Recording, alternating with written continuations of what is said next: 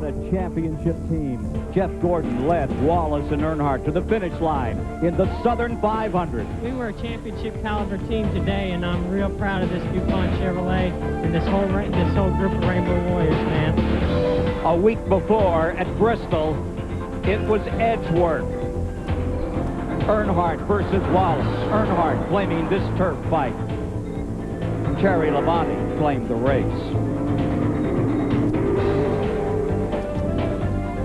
At Darlington, Wallace had a shot at revenge. Didn't take it. Question still to be answered between those two. And tonight at Richmond, both Wallace and Earnhardt call it their track. They say this town's only big enough for one of them. Who gives? When we first came here, it was called Strawberry Hill. It was a half-mile dirt. Seated 7,500. Almost. Tonight, it's a 3/4 mile racetrack. 82,000 people bought their seats 7 weeks in advance to see the greatest stock car drivers in the world. The Miller Genuine Draft 400. That's tonight on TBS. The weather, it's perfect. Temperature, high 70s. Not a cloud in the sky as we settle down to watch race number 24 in the 31 race series of Winston Cup 1995. Hello everyone, Ken Squire, and delighted to have you with us. It's been an exciting season. Certainly, last week, Darlington was a great example. Along comes Jeff Gordon and takes a big step. He didn't deliver a knockout punch, but he certainly has the competition a little wobbly. Dale Earnhardt looking for his 10th win at Darlington. Came home just a bit short. Gordon has a 217-point advantage over second place, 294 over third. And as much as Gordon as the story is here, a lot of people are saying, although they seem to have made up, there have been some nice stories in the paper, that there's still a high water mark of intensity. And perhaps it can be taken out here tonight between Wallace and Earnhardt. And so, to our analysts tonight, 6-time winner in Grand National this year from Spokane, Washington, Chad Little. The question is this the kind of track where you want to do a payback? Well, you know, we always talk about on and off the racetrack, the driver's a friend, but I'll tell you what, when the green flag flies, there's no friends out there. It's every man for himself, and at Richmond, you can have a lot of excitement. You sure can before this one is over, and one of the stories that is overlooked all the time, just sort of naturally happens, is the story of the guy in second place. That's Sterling Marlin. Not only is he just 217 points back, and let's not forget that when Bill Elliott won the title back in '85, he was 206 points back at this point, won by 101. This guy, Sterling Marlin, doesn't have one DNF. And to the editor of Stock Car Magazine, the issue with Sterling Marlin, he tonight could be the big factor here. Sterling Marlin, Ken, is having the best season of his entire career, riding second in points. He has won 3 races. But to close that 217-point gap, he is going to have to run very hard. There's only a 25-point difference between first and fifth in any of the 8 races remaining. So Sterling Marlin's strategy for tonight, he says he's going to run Richmond harder than he has ever run it in his life. He has an ace up his sleeve when he has Tony Glover as a crew chief down there on pit road. And so, for that matter, many people say that the reason Jeff Gordon is so strong is because of those Rainbow Warriors, and one man in particular who's standing by right now with Randy Pemberton. Well, Ken, you're exactly right. There's not a driver in the field that will tell you they can run up front or win races without a great team. And the leader of the Rainbow Warriors, Ray Evernham, the question is, Ray, you had a lot of practice here. How good are you tonight? Can you win number 7? Well, we're going to try and win number 7. There's a lot of good cars here. We weren't as good as we wanted to be in the last practice. We made a couple of changes. Track's going to change. We've just got to keep after it. I know that Jeff has learned a lot about driving short tracks, and we've got a good pit crew. And, you know, the Lord willing, maybe we can get number 7 tonight. Okay, good luck to you tonight. And they'll probably have to beat the guy that's on the pole this evening, and that car is prepared by the man that's standing by with my colleague on pit road tonight, Steve Burns. Steve? Randy, Dale Earnhardt is on the pole, his 3rd pole of the year. He's in a brand new race car. Andy Petrie, the crew chief, had this car up here 2 weeks ago. They ran 314 laps, and Andy, I heard Dale say yesterday, this car is good. All he did was put his hands on the steering wheel. Well, I don't know about that. He did a good job qualifying himself. I hate to take too much of the credit, you know, from the crew, because he did a really good job qualifying. It's a brand new race car, and the guys back at the shop did a real good job. Bobby Hutchins and all his guys. And really like to thank them. That's the second car we brought to the racetrack, brand new, and set on the pole with this year. You're 289 points back. Is it too late to get in this championship race? Well, I wouldn't cut the check just yet. I'd wait till they run all the races. We're going to do the best we can. I'm sure those guys are too. They've put up a nice season and a good number so far, but it's not over yet, and we're going to keep digging until it's over. Well, best of luck, and let's go back upstairs to Ken Squire. And there's one of the men everybody is talking about. He is driving a car named Ronnie in memory of Ronnie Hopkins. Starting 7th tonight will be Rusty Wallace in the Miller 400. The Miller Genuine Draft 400 is brought to you by Cold Filter Miller Genuine Draft, by Texaco Haviland Formula 3 Motor Oil. Take it to the star. By AutoZone, the best parts in auto parts. And by the cars and trucks 36 million people depend on every day, genuine Chevrolet.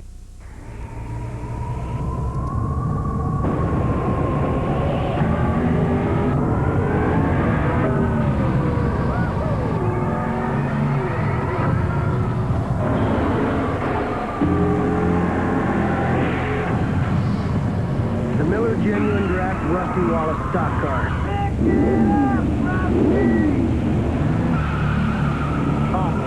Well opened up.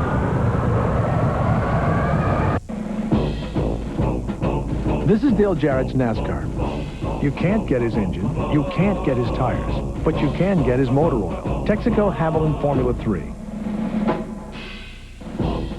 It's formulated to control volatility and fight oil vaporization. It provides complete protection, and it's the exact same Haviland you can buy right off the shelf, which, by the way, is a heck of a lot easier. Add more life to your car. Take it to the stars. There's no track in the world that's tougher on brakes than the one in Martinsville, Virginia. And when drivers take the green flag here, they all have one thing in common: the same brand of brakes. Because without them, you can't come down this straightaway at 120 miles an hour and still make it through the turn. So which brand do the top drivers use to get them through 500 laps at Martinsville? Performance Friction Carbon Metallic. And we stock them at AutoZone.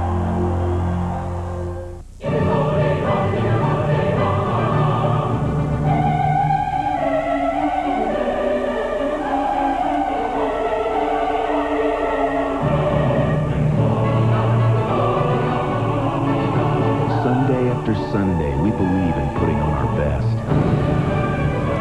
Maybe that's why no car company has won more races in the history of NASCAR than Chevrolet.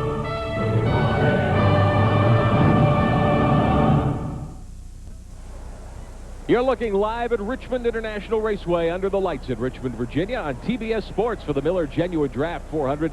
38 Winston Cup cars and drivers ready to go in just a couple of moments here tonight. I'm Rick Benjamin in the STP Communications Center. Great to have you with us tonight. We are looking forward to a terrific night of racing. These Saturday night events in Richmond, it doesn't get any better than this. It'll be tight. It'll be close. It'll be hard fought all evening long, and we're glad you're with us here tonight. Going to show you some of the things you can look forward to tonight. Among the stories we're following, we've mentioned the point battle. Jeff Gordon, the point leader, after his victory last week, now 217 points ahead of Marlin. You see Earnhardt not quite 300 back. Martin, Musgrave, Terry Labonte, the top six. This one may be settled, though, pretty much among the top four drivers as the season winds down. Your second six, Rusty Wallace, who had that battle with Earnhardt the last 2 weeks. Michael Waltrip with a good year. Bobby Labonte, who's won a couple of times this year. Morgan Shepherd, Bill Elliott, still looking for their first victories. And Dale Jarrett, who has won once at Pocono earlier this year. Let's show you now our AutoZone race analysis. This is a 3/4-mile speedway. Very interesting racetrack. We'll go 400 laps, which is 300 miles here tonight.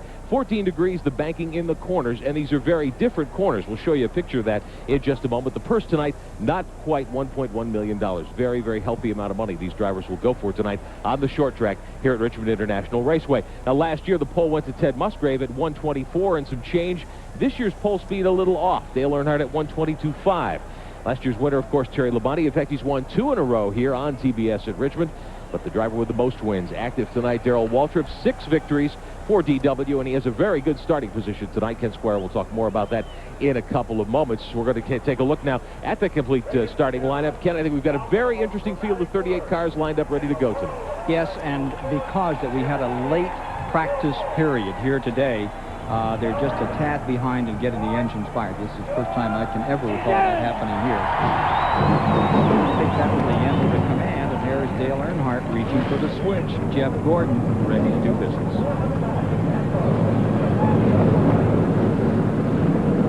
Crowd is up, and so are the hopes of 38 drivers as we get ready to go racing. In our starting grid tonight, Dale Earnhardt on the pole for the 20th time in his career. Starting beside him, the 6-time winner this year, Jeff Gordon. In row 2, looking for his first win since 1991, Ken Schrader. And the rookie, Robert Presley, is right there flanking him. In row 3, it's Mark Martin from Arkansas. And from Wisconsin, Dave Marcus, twice a winner here at Richmond. In row 4, Rusty Wallace, a 3-time winner of this event, and Sterling Marlin, the defending Daytona champion. In row 5 tonight, from Tennessee comes Bobby Hamilton, and from Wisconsin, Ted Musgrave. In row 6, it's Brett Bodine, and a former winner here at Richmond, Ricky Rudd. Row 7 tonight is Kenny Wallace and Derek Cope. In row 8, a 4-time winner of this Miller Genuine Draft 400, Darrell Waltrip and Rick Mast. In row 9, it's Bobby Labonte, who won at Charlotte in Michigan earlier this year for Joe Gibbs, and Joe Nemechek from Florida. In row 10, Michael Waltrip is there, and Jeff Burton. Row 11 tonight scored his first career win at Richmond in '86, Kyle Petty and Bill Elliott. Row 12, the defending champion of the Miller 400, Jerry Labonte and Ward Burton. For row 13, Hutch Strickland and Dick Trickle are there. Row 14 is Dale Jarrett, winner at Pocono this past July, and Bobby Hillen Jr. of Midland, Texas. In row 15, Bodines, Todd on the inside, Jeff on the outside. Row 16, it's John Andretti of Indianapolis, Indiana, and Elton Sawyer. Row 17, Greg Sachs and Morgan Shepherd. In row 18, Lake Speed and the rookie from New England, Ricky Craven. And in row 19, Jimmy Spencer from Pennsylvania and Jeremy Mayfield, the provisional starter, in Cale Yarborough's car. Now, let's take a look at the in-cars as the field begins to roll. You're riding with Mark Martin, the Pyro Ford, rolling down pit road and out on to this 3/4-mile track. Here's Rusty Wallace for the Miller Genuine Draft Ford of Roger Penske. Further back in the field for tonight's performance is Bill Elliott in the Amoco McDonald's Ford, number 94. Starting back in 22nd position, Ken Schrader tonight, and Bodine, and Jeff Bodine's Exide Ford. Big story there being told today in the garage area. We'll bring you up to date on a little later. He's back in 30th. And Schrader will be our last in-car. He'll start well up tonight in 3rd spot. What a tough season he's had after that terrible crash at Talladega. Now we're getting ready for a go in a couple of laps. Let's take a look at manufacturer points. As you probably are aware, the manufacturer points pretty much decided for this year. Here's Rick Benjamin. Well, Ken, indeed, the manufacturer's point chase, which the 3 major car companies involved in Winston Cup racing put so much time and effort into, Chevrolet, Ford, and Pontiac. As you can see, Chevrolet has locked up the title at this point. 18 of the 23 races so far have gone to Chevrolet drivers with 190 points. So Chevrolet will have that marketing advantage over the next many months until the next season gets going. One of the many side battles here at Richmond. And we'll take a look at our Chevrolet course description for you tonight as the field moves down into turns 1 and 2 behind the pace car as well. This is a 3/4-mile tri-oval here at Richmond International Raceway. You see the pit road area there, the front stretch with that gentle D to it, 8-degree banking. The back stretch, 860 feet long, and the turns have 14 degrees of banking. But they're very, very different, Ken Squire. Yes, it is, and it's one that just is so demanding. That second turn, Chad, you're either right or you're finished. Yeah, the second turn's one of the hardest ones here, you guys. I mean, you come out of there, you're running wide open on the throttle, and if your car's tight, you're dead. 22 Fords, 12 Chevrolets, 4 Pontiacs make up the field tonight, Dick Bergman. And it's a really close field, Ken. There's less than 2 miles an hour difference between pole speed and the very last car in the field. 22.033 the time for the pole, and 22.382 all the way in the back. That's a pretty tight field, less than a second apart. Among those that did not qualify, Ed Barrier didn't make it, Steve Grissom not here tonight, Shane Hall failed to qualify, Jay Hedgecock, Eric Smith, Mike Wallace out of it. Yeah, the Don Levy team, and we need to say hello to them. I'm sure they're at home watching the races. It's Judy's hometown. Dick Trickle now will have to start in the back in the Budmore Ford. He missed driver introductions. No. And there's number 71 starting in 6th position tonight. Dave Marcus, last time he started at Richmond in 1982. And he went on to win. He's the oldest man in the field as well, and he has run more races here at Richmond than anybody else, more races in Winston Cup than anybody else at 660. All right, the field back together. They ran them separately, front half and back half, got them into the speed pace for pit road, and now we're ready to go racing. It's live tonight on TBS. Coming up next for us will be Charlotte, North Carolina, the 500-miler, first weekend in October. 38th Annual Miller Genuine Draft 400 about to come to the line. Right now, all the drivers are gearing up for the start of this race. I mean, they're ready. The butterflies right now, believe it or not, have stopped. There's no more butterflies. Your game face is on, and you're ready to go. Pace car is in. Ladies and gentlemen, welcome to Richmond and Winston Cup stock car racing, the most competitive racing in the world.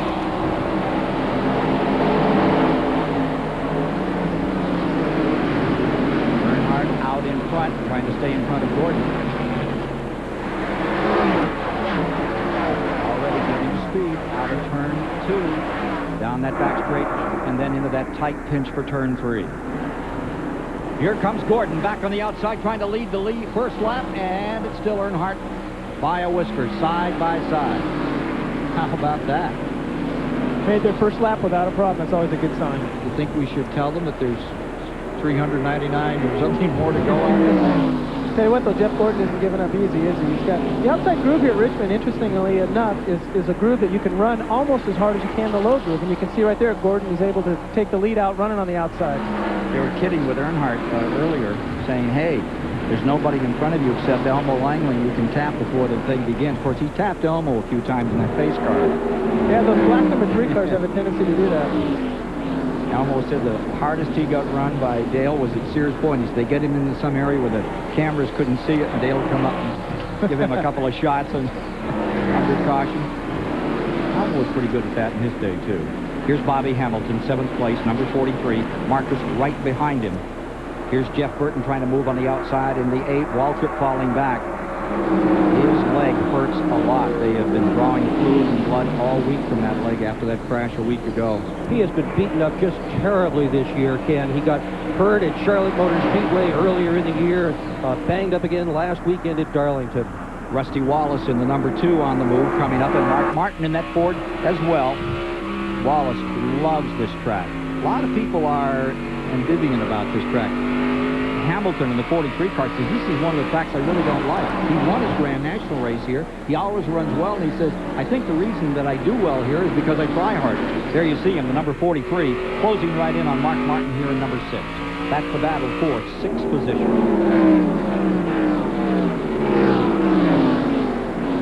How fast when you tip it off and go in? It doesn't look that fast on camera. Never seems to unless you're on board in the car. But how fast do you drop it off into turn 3? Well, I'd say you're approaching 150 miles an hour as you get into turn 1 and 3. We use a lot of brakes here at Richmond, and later on tonight we'll be able to see the brakes actually glowing inside the wheels of these cars. Rusty Wallace in the 5th position now, car number 2. He's on the move, coming up, and here's his view as he looks out and looks at that rookie that's just in front of him, Robert Presley in number 33.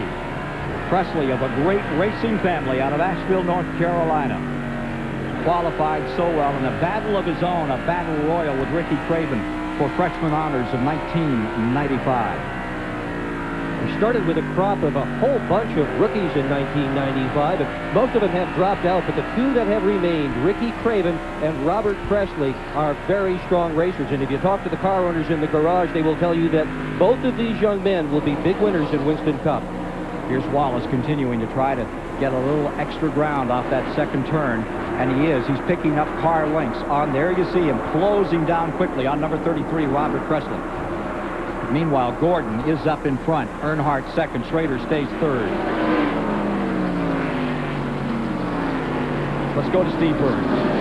Ken, Darrell Waltrip has radioed into his pits that a plug wire has come off. He's going to try and ride it out until they catch a caution, but that's why he's sliding backwards.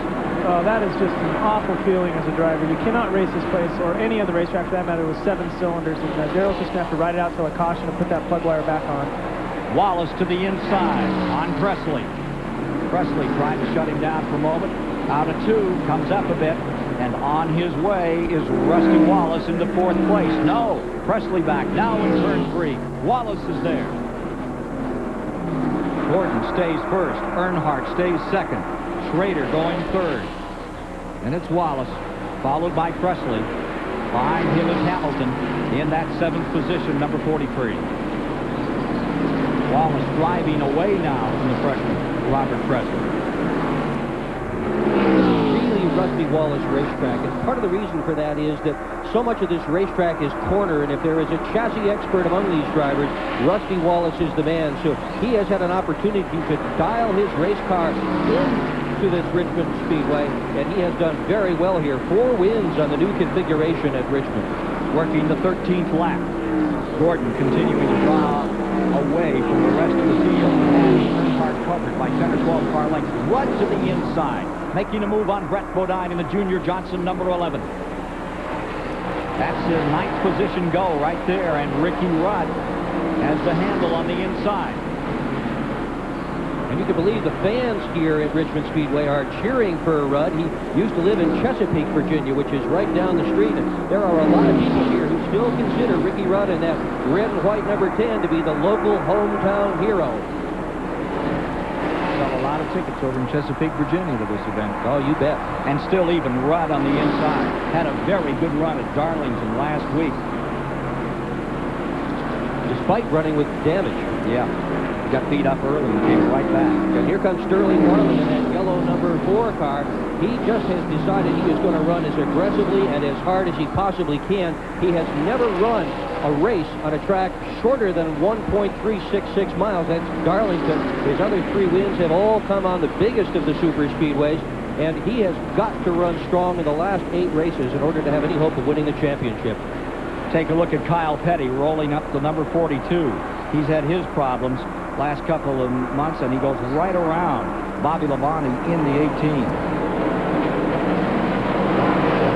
Kyle Petty, that's back to the 15th spot. And there's Rudd getting beneath Brett Bodine. Sterling Marlin getting a chance to go. Ooh, there. That's that area right in turn 2 we talked about before the race started, that the cars want to get a little bit loose if you don't have enough forward bite coming up that corner. Right behind them, there's Ted Musgrave on the inside, Derek Hope on the outside, 16 and 12 respectively. Having a good go at it at the present time. You'll notice on this track, even though it's just a 3/4 mile track, there's a lot of super speedway tendencies, and you'll really see is when cars are running side by side, like we've seen here a lot already tonight, it allows the cars behind to catch up immediately. The 2 cars running side by side or slow down. They probably lose a half a second a lap. To the outside comes Kenny Wallace, and the defending champion, Terry Labonte, is there as well. In front, as we get ready to complete 20 laps. Within a lap, it'll be Jeff Gordon for first. Earnhardt is closing in on him as Richard Childress, his car owner, looks on.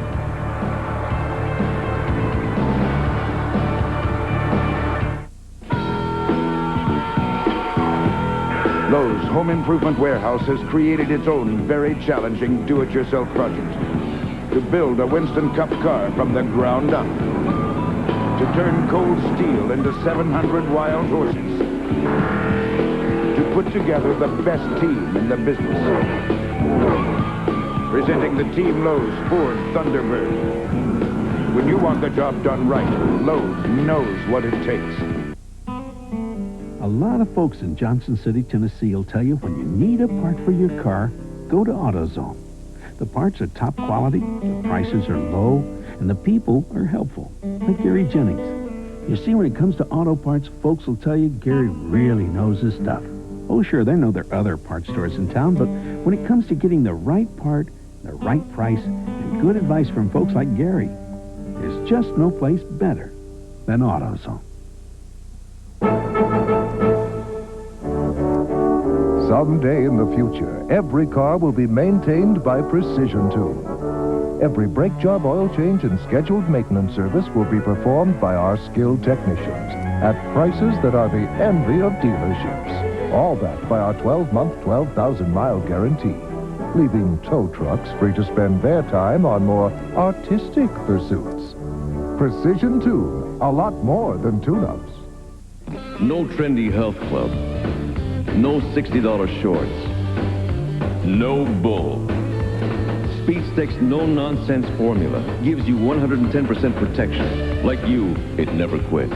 5 minutes. Look, you're not going to believe this, but Goodyear retailers have lowered prices. An amazing 25% on some of Goodyear's most popular passenger, light truck, and performance tires. Other sale prices start at $19.99. Hurry, this sale ends soon. TBS Award Wednesday is interactive. Movie clips, trivia, behind the scenes, upcoming film, updated weekly. Internet MCI presents the TBS Award Wednesday webpage. Log on, tune in, and check them out. From the steel aerial platform, the wildest merry-go-round you'll find, Richmond International Raceway. This 3/4-mile track has seen 25 laps of Winston Cup racing completed. And there are the leaders down the back straightaway. Gordon in front. And Earnhardt right there, closing in for second, from second for the lead. Also notice we were watching number 5 car. He started back in 23rd position, and now he's up to 12th. So there's some guys that are running back in the back, and they're moving up through the field fast already. Here comes Earnhardt on the inside, trying to move down and gets a hole, gets himself in there. Even across as they come down out of turn 4. Earnhardt on the bottom, Gordon on the outside. Gordon not giving an inch. Still even for the lead. Now Earnhardt slightly in front. That's a brand new race car that Earnhardt has got here tonight, Ken. They really wanted to do well at Richmond, so they brought it here, did 2 days of intensive testing with this car. Unfortunately, not with the same tires they are using tonight. You can't do that anymore. Goodyear won't let you have the tires to test with that they run in the race. But they still learned a good bit, as you can see. As Randy Pemberton said in one of the meetings today, when Earnhardt starts on the pole, when he's that strong early in the race, look out, because Earnhardt can be strong when he starts 20th. Personal pride on the line right here, and that's all. Coming up toward 30 laps. And now, for the moment, Earnhardt has the advantage. That's the battle up in front between Earnhardt and Gordon for supremacy in this race. And looking further back, battle of what? This 5th place back here, a little further behind that one. 71. Dave Marcus is in 7th position. On the outside of him is Robert Presley, trying to take it away with Derek Hope in the 9th spot. Good, solid racing. And if Marcus looks a little bit like Dale Earnhardt tonight, he should. The setup underneath his car is the same setup that's underneath Earnhardt's car. Andy Petrie told him what to do with springs and gears and all that, and that's what Dave Marcus put in that number 71 car. He is just flying tonight. And the car that Chad mentioned just a moment ago, you see Terry Labonte in that Kellogg's number 5 going to the outside and trying to find some running room. He's been in the throttle hard from the outset on this one, trying to move through traffic. Now down to the bottom with Sterling Marlin alongside. Terry Labonte runs this track so well. He's won the last 2 races here, and he won the Busch race. He's just a strong competitor here. I'm not sure exactly if he's figured it out chassis-wise or if he's just this is accustomed to his driving style, but he sure runs good here. So Terry Labonte making himself a factor with that smoothness that has carried him through 3 victories this season. Terry Labonte has been on a roll at Richmond lately. Hey, what's the secret to your success out here, Terry? Sometimes it seems like you see people get on a little bit of a roll at different racetracks, and they do really well there. And I guess this is our place right here in our time, it seems like. It's always tough. You know, it's going to be tough this weekend with the Winston Cup cars and the Busch cars both. Competition's awful close, and you know, last race up here, we really weren't the best car, and we were the best at the end of the race. So. But all day long we weren't the best, and you've got to stay on top of it and have good pit stops, and things got to go your way. From 23rd, Terry Labonte challenging for 9th, and has it now and closes it on Sterling Marlin. Randy? Well, Ricky Rudd's crew chief was just talking to Ricky, who's right behind him, and he's Ricky, the car has made up all his ground on the outside, so that lane really working for Terry Labonte. He said, go ahead and try it. Mark Martin also looking for a new line to run out there. This is really a two-groove racetrack. They say that a lot about a lot of speedways, but Richmond, you really can run side by side, lap after lap, and neither the high groove nor the low groove seems to have any particular advantage on many occasions. This seems to be one. Well, on sticker tires, the low groove is still going to be the fastest way around this racetrack. But what happens, this track has such a tendency to be tight. The cars don't want to turn coming off the corners. You move your car up a little bit, and it becomes a little freer. So there, they start running on the outside. Of course, Terry Labonte just ran on the inside when I say that, but, you know. He heard you. Nobody's perfect.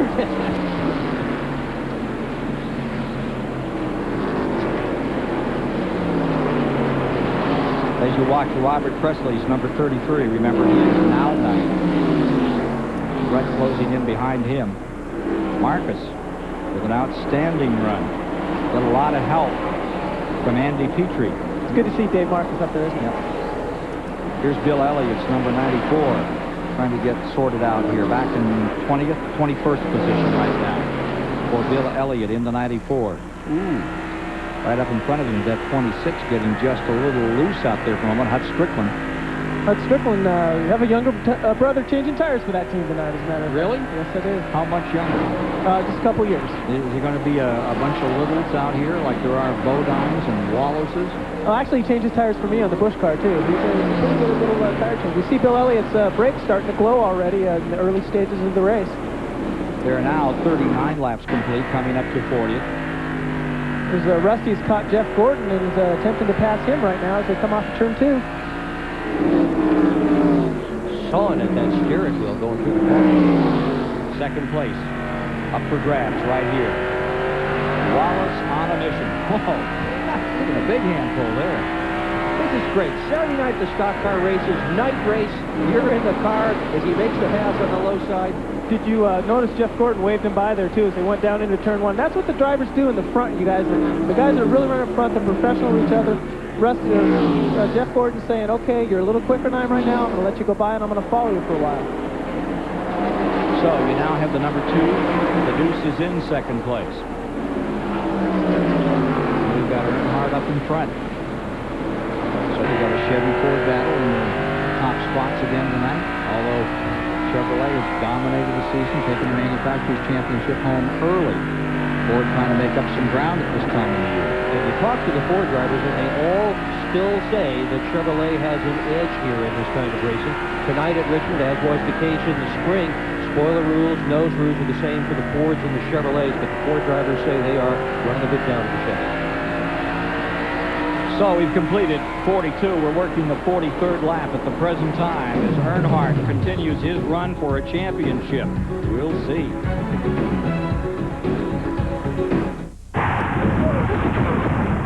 The Eagles, the Cardinals, Sunday night NFL on TNT. Take two teams with new offensive threats and add a little spicy defense. Now, heat, shake, and stir. Sunday night, Philly and Phoenix share their recipe for intensity. But first, TNT wraps up the NFL's busiest day 1 hour before the game with Pro Football Tonight. And then, the Eagles, the Cardinals, tomorrow at 8 on TNT.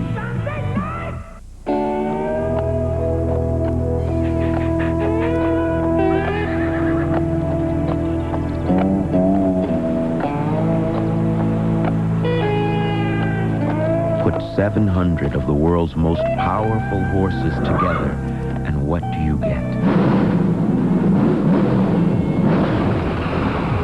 You get out of the way. The Budweiser Ken Schrader stock car. See you at the races. When the job is tough, you need the best. And when you need the best, you reach for Channel Lock. For the power. The precision. For just plain counting on, there's only one. Channel Lock. Be sure you're getting genuine Channel Lock tools. Look for this trademark. Rise and shine! It's morning and it's time for breakfast. You have $1.99. What are you going to do? 4 Rise and Shine combos from Hardee's. Choose a made-from-scratch sausage biscuit, ultimate omelet biscuit, biscuit and gravy, or bacon, egg, and cheese biscuit. We'll give you hash rounds and your choice of coffee, orange juice, or a soft drink. 4 combos, $1.99 each, only from Hardee's. Answer me, Private. Hardee's. All right. Fresh from the kitchen at Hardee's. Promotional fees and consideration have been paid by Auto Week, America's only enthusiast weekly. for a 52-week subscription for only $19.95. Call now, 1-800-232-1522. And by Liquid Wrench with Teflon, an unflammable spray lubricant with thousands of uses around your home, shop, and car. And by STP, makers of fuel performance additives like STP Super Concentrated Fuel Injector Cleaner and STP Gas Treatment. So no matter where you drive, go with STP and drive a better car.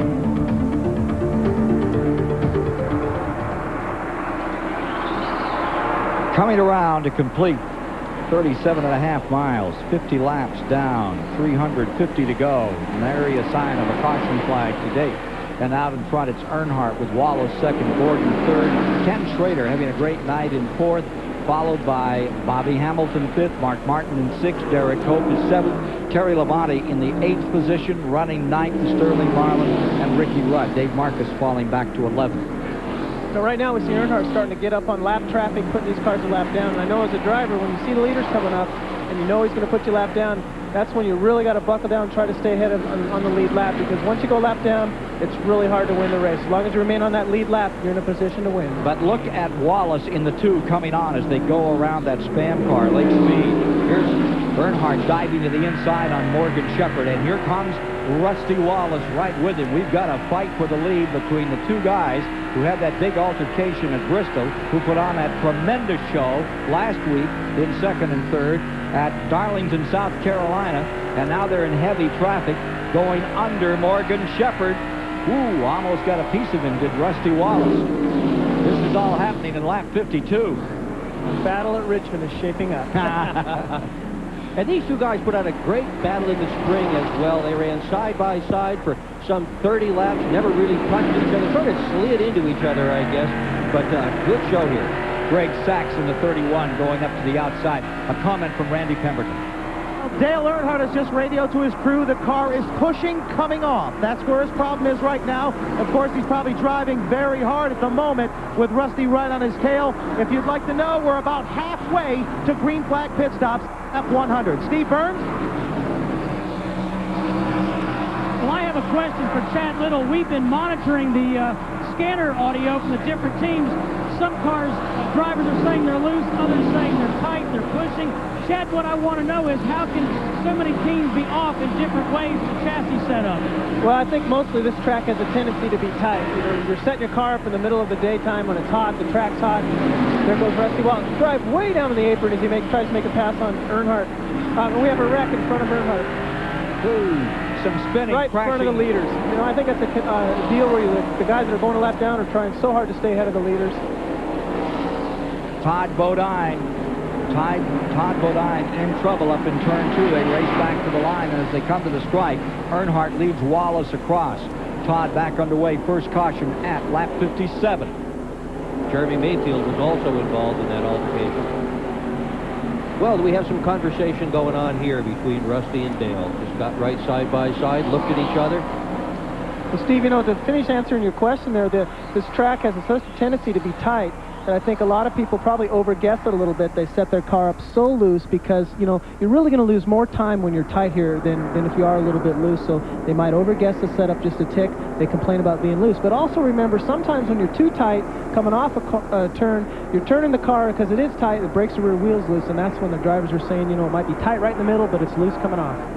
So here come the leaders on to pit road. And let's go to Randy. Well, we're waiting for Dale Earnhardt, Rusty Wallace, Jeff Gordon, the entire field to come in here. Dale Earnhardt said, we're going to fix our problem with tire pressure. No report on Rusty Wallace chassis adjustments, nor Jeff Gordon. The 3 car is in, the 2 car is in, and now Jeff Gordon makes his stop as the Rainbow Warriors go to work on the DuPont Chevrolet. Right side tires are on the 3 car, likewise for the 2 and Rusty Wallace's crew.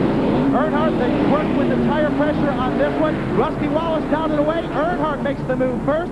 Jeff Gordon now down and away. That's the way they'll come out of the pits here at Richmond. Saw first, second, and third come on pit road. Saw them make their stop, and as they come back out, you have the 3, the 2, and the 24. Now running 1, 2, 3. With 58 laps complete, this time by in the Miller Genuine Draft 400 at Richmond International Raceway, live on TBS. More of the excitement in a moment.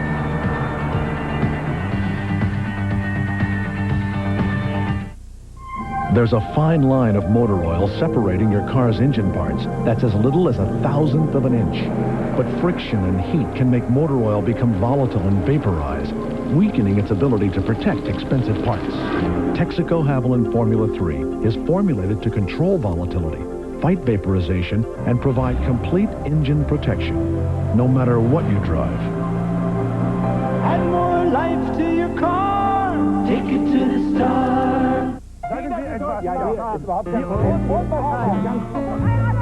Can France and Italy,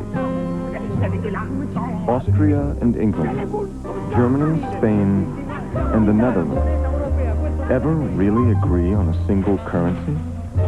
Actually, they already have. Gold MasterCard is accepted at more cash machines around the world. Excuse me, guys. Than any other card. Look for your Gold MasterCard invitation in the mail and apply today.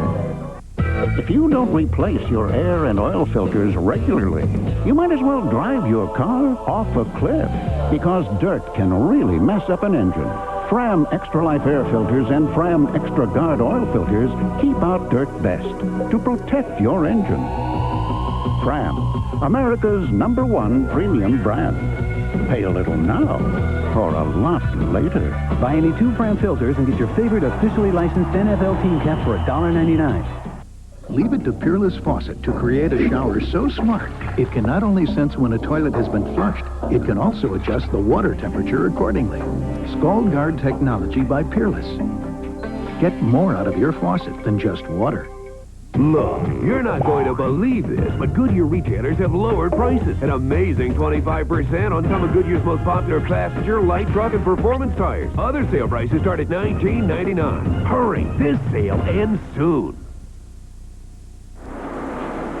It's a harvest moon. The question is, who's going to harvest the lion's share of $1 million out here tonight at Richmond International Raceway? And there you see the standings over the top 6 at the present time. That's with a 60 of 400 laps complete, working lap 61 at the present time.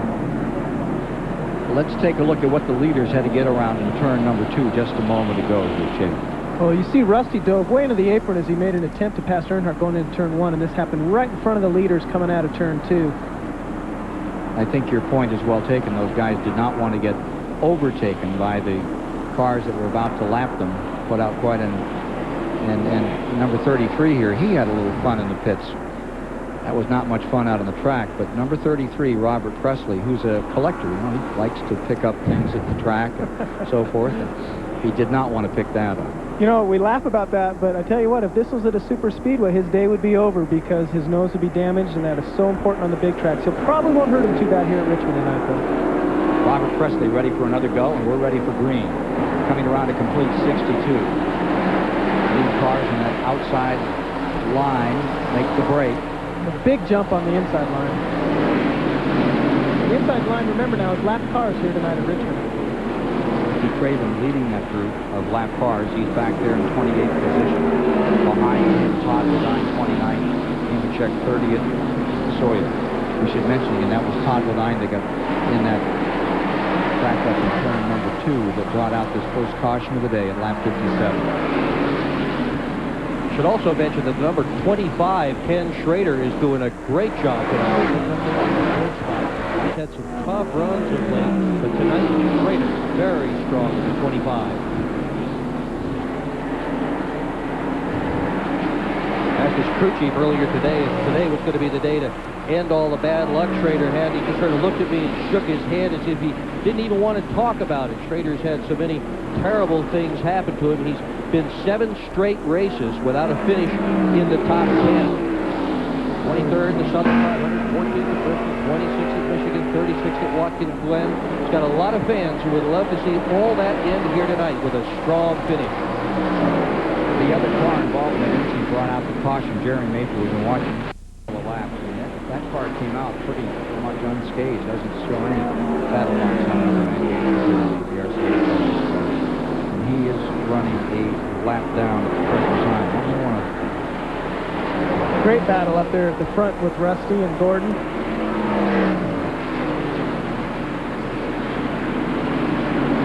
You know, that's one of the advantages to starting up front all the time is that you don't have to run in traffic as hard. You don't get your car beat up as much. And right now, the leaders right there, they're not only leading the race and getting that all-important television coverage, but they're also not taking the chances of running in hard traffic and damaging their car. Take a look at some of that traffic out back. There you see Jeremy Mayfield's number 98, making it 3 wide. Oh, he's going to get back into the wall right there. Well, that'll take another caution. Oh, 27 around in the wall goes Elton Sawyer. And there's the second caution of the evening. This comes at lap 67. How about that camera work, Cam? I mean, just right there as soon as that damage started. Darn Mike Wells, he just knew that 27 was going to go down in there, dump it into turn number 1. Yeah. Well, a hint is that you can't really go 3 wide into the corners here and make it, at least most of the time you can't. Once in a great while you can, but Elton Sawyer discovered tonight that tonight was not one of those nights. Well, I don't think he realized what was going down on the bottom. That move by the 98 was down beneath him and far enough back. He didn't have a chance. When he started to pull down, everybody was there. Yeah. Take a look again right here. That's Brett Bodine in the middle. The 27 car probably didn't realize what he was getting himself into right there. Victim of circumstances as he spins around and backs it into the wall. And although he's probably not damaged the car real bad, it's going to be bad enough that he's going to be down a few laps before they can get it fixed and make it back out. It's too bad for the Hooters team. Is that the 31 or the? It's Greg Sachs in the middle. Yeah, it is the 31. It's Greg Sachs. Oh, look at him just getting squeezed. You can see Sachs on the brakes. The rear brakes lighting up, still lighting up. Smoke off the left rear corner of Sachs' car, trying to stay out of that. He had a bad crash last week at Darlington. See, Elton's getting out of the car. He's certainly okay, but the car's going to have to come in on a record, and they're going to have to repair it behind the wall before he can make it back out tonight. Junior Johnson's number 27, and we understand it's back to a one-car team, but this may be sold to the Hooters folks next year, this team. There's a lot of teams for sale. The 26 team is for sale. They're looking for a buyer there. Let me ask you a question. You know, we know about Bernstein. We hear about Moroso for sale. The big announcement today, Jack Roush is coming out with a third team. Jeff Burton is going to be the driver. Buddy Parrott is going to be the crew chief on that deal. They're also going to build a truck for a few races. So what do you think is going to happen here? Will indeed Roush buy one of those teams, Bernstein or Moroso? It's really hard to say what he's going to do. He's got a lot of pride. They build a lot of their own equipment as well, and both those guys want to see the teams go out as a complete unit. Talk about 3 teams under one banner, three racing teams. Let's go to Rick Benjamin for just a moment and get back to this one. Ken, time now for our Auto Week Week in Racing, brought to you by Auto Week, America's only enthusiast weekly. Last night, the Busch Grand National Series cars ran 250 laps here under the lights at Richmond. We have some highlights to show you from a great battle that transpired here last night. We're going to show you off the green flag. First of all, the situation as the cars came down for the start. Here's the green flag with Randy LaJoie on the pole, David Green alongside. Kenny Wallace started third last night. A lot of paint swapped here throughout the evening. Here's a jam down into turn number 1. And Dale hooped his car, was able to gather it back up and get straightened out. We'll hear more from him later on. A little later on in the event, Elton Sawyer gets turned around up in turn 3. So it's 2 for 2 on the weekend for Elton Sawyer. Last night in the Aiken Sutton 38, he gets straightened out. Late in the race now, Dale Jarrett and Mark Martin. Martin had led a long time. Jarrett works his way around down on the low side. This was not the end exactly. Later on, there was a little skirmish. We'll set this up for you. Jeff Green in the 3 and our good friend Mr. Little in the 23. They showed very strong. Now, the end of the race, Dale Jarrett did make his pass good on Mark Martin. It takes the checkered flag. Jarrett coming back to win another Busch race. Now, after the checkered flag, watch this. Jeff Green and Chad, unfortunately, tried to occupy the same portion of the racetrack down between turns 1 and 2. It doesn't work very well. There's Dale Jarrett in victory lane, your winner last night in the Busch Grand National event. Jarrett and Martin, Johnny Benson, the point leader, Steve Grissom, and Terry Labonte, the top 5 here tonight. And we want to tell you the rest of the results. We'll show you some additional ways the field stacked up last night. Actually, this is qualifying for the IndyCar final tomorrow. And this is at Laguna Seca. Jacques Villeneuve has the pole. Brian Herta and Gilles de Ferran.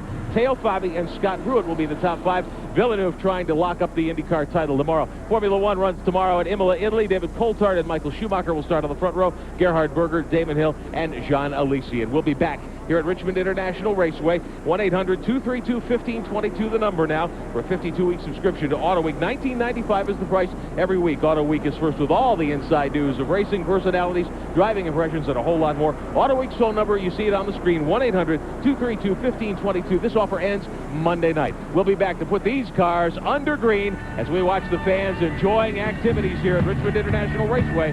73 laps complete. We're under caution. Back in a moment. Why do the most serious car enthusiasts choose Auto Week every week?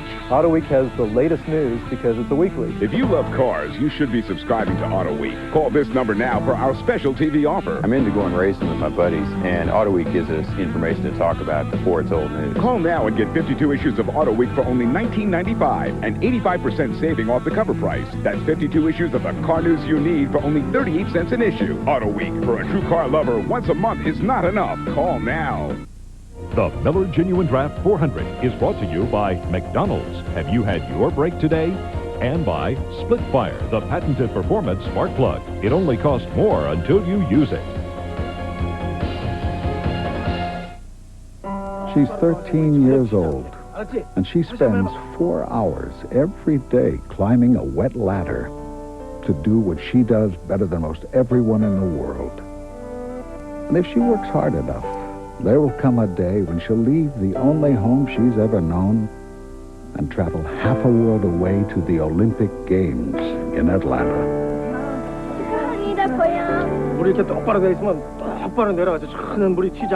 And everything this little girl from South Korea has grown up with, every face, every sight, every sound, will be far away. Everything but one thing. Because McDonald's will be in the Olympic Village to help feed the athletes. And anyone who might be hungry for a little taste of home. Splitfire earned a United States patent. Splitfire doesn't look like any other spark plug. And the patented Splitfire doesn't work like any other spark plug. 5 extra horsepower by merely installing these plugs. Quicker in the quarter mile, a 4.8% gain in mileage. There's nothing like a Splitfire. You'll get more power and more mileage, or your money back. You'll get more here, and you'll spend less here. Guaranteed. You know, a lot of people who work on their cars will only shop at AutoZone. They depend on us for the best quality parts and low prices every day. They come in, get what they need, and then get back to work. Because you see, they believe if you want the job done right, you do it yourself. Well, at AutoZone, we couldn't agree more. Because when you take the time and the effort to work on your car yourself, you ought to be choosy about where you shop. We just thank you for choosing AutoZone.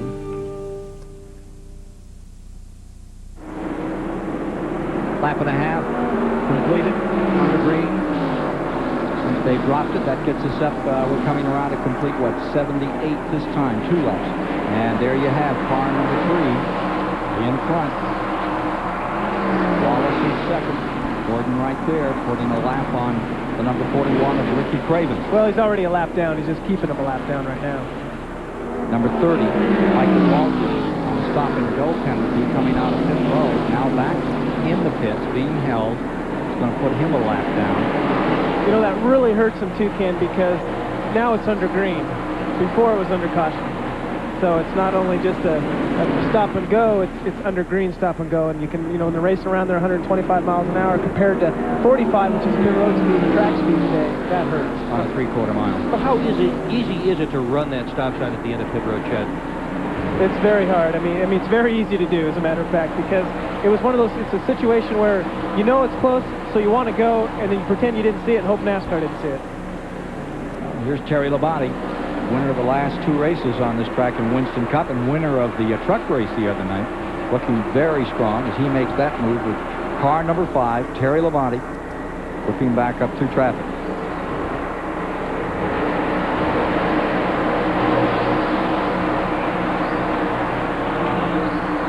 Michael Waltrip has already served his time on pit road, is back out there again. He's got a lot of making up to do. He was a black flag and then had to come back in because of running the stop and go sign. Ninth spot was Labonte, as you saw him a moment ago. There are the top three. Earnhardt, Wallace, Gordon. After 2 cautions. Let's go to Steve Burns with the story on Elton Sawyer. Elton, you look okay, but a frustrating night. What happened?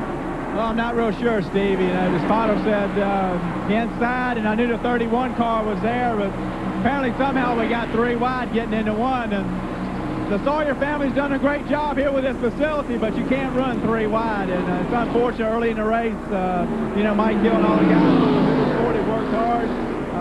You know, we need to get some experience to run as long as we possibly could, but it's not going to be tonight. We'll get them at Dover. Tough luck, Elton. Thank you. And it sure looks like the 27 is headed into the hands of Bob Brooks, the CEO of Hooters. Been a 2-car team for juniors since, what, 91? And brought Sterling along. Anyway, next year back to a single focus. Be interesting to see what happens with Travis Carter next year with the big junior thing. You know, Derek Cope had a great pit stop this last time around. He came out 5th, and he's hanging right in there. He started well, and he's really having a good run tonight. Bobby Allison Racing, wearing the number 12, and looking good with Lake Speed trying to duck under there in car number 9. Lake is a lap down and being shown in 29th. See, Derek's starting to run a real high line, and you'll notice that tonight. Cars, some of the drivers will pick a low line, some will pick a high line. It just depends on how their chassis is working, where the car feels most comfortable to them. Wallace feeling very comfortable right down in the bottom there, Dick. He sure is, and they are going at it. They really are. There's a lot of enthusiasm for leading this race right now. Rusty trying to take it away from Earnhardt. They got along well last week, but they sure didn't get along well at all at Bristol. Rusty's comment is, we've talked it over, and I've just explained, he just better not touch me, that's all. Well, I guess that sums it up, doesn't it? Yeah. Maybe I better try that. Yeah, we want to talk to you about that little incident at the end of the race with that number 3 and the 23 from last week. I was afraid to look at that videotape again. I think we're going to see Rusty making a move on Dale here real soon. He's going to probably stretch some distance out. His car seems to be working a lot better through the middle of the corner, and he's getting a better bite up off the corner. Rusty Wallace trying to close in. They gave us some great laps here back in March. I think they ran 20 laps absolutely side by side, just pasting each other's cars on the doors. Running side by side is common enough at Richmond, and we asked Dale Earnhardt his thoughts about it. You can do it. Unlike Bristol and some other places, you can race side to side here. It's a good racetrack to race like that. Rusty and I in the spring race here run 30 laps side by side. It's one of the best races of our career here, so it's a good racetrack to race on. Well, so it was 30. Yeah. I thought it was 20. Who was counting? It seemed like the whole race, the 2 of them 30. ran side by side. It was a great show, and these 2 cars seem very evenly matched tonight, Ken. I wouldn't be at all surprised to see a repeat of that. As you watch Rusty working that steering wheel going down through here, what does it tell you, Chad? Well, his car seems to be working real well. Obviously, he's in 2nd place, and he's running real good, so you know his car's working well. But you see Rusty taking a little lower line into the corner. That just tells me that his car isn't as tight as some of the others might be, so that's why I just kind of guess it. In a few laps, his tires get hot. Rusty's going to be strong, but I mean, all these cars up in the front right here are strong. You see Dale and Gordon, they're both running real strong right now, but it doesn't look like Rusty's fighting things much either. It's kind of an effortless effort to bring the car through the corner, and that's a sign of a good handling race car. Closes right big on Earnhardt another time. Earnhardt gives him a little room, but there's coming off 2. You can't take that shot right there. Here's the spot, and Earnhardt's there.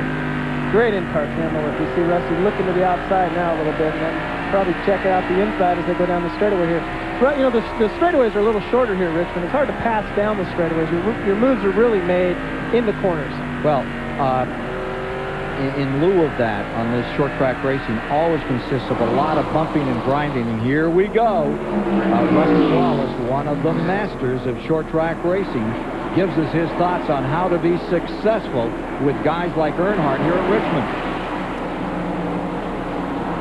You got to keep the thing out of trouble, man. You can lose your patience real quick in a short track and start retaliating against guys, beating and banging and all that. You start tearing the car up, you can't really get successful here. But The key thing is always handling. And we always seem to get our handling package real good in the race. Now, I will admit, I'm the world's worst qualifier, so don't judge me on that one. But when it comes to race time, we seem to get everything right, and that's the key. Good pit stops, good handling car. Good handling car he has, and so does Earnhardt at this moment, as these two continue to make war. The 7-time Winston Cup champions. Earnhardt in front of the 89 champion, Rusty Wallace, right there with him. And you see this race. This is what these people paid to see, Ken. When they put tickets on sale for tonight's event, they lasted a grand total of 2.5 weeks, despite the fact that the Sawyer family put another 8,000 seats into this place. Every one of them is gone. They had to put a new law into effect to try to hold the scalping down. Now it costs you $500 to scalp a ticket. And I'll tell you what, there were people out there willing to risk it just in order to get a seat to this event, and this is what they wanted to see. Front 2, front 3, right there. And here comes Wallace again on the inside. He's got the shot out of 2. Like we've talked about tonight a little bit, it's hard to make a pass on the inside here. What you have to do is your car gets, the RPMs get pulled down as you're coming out of the corner.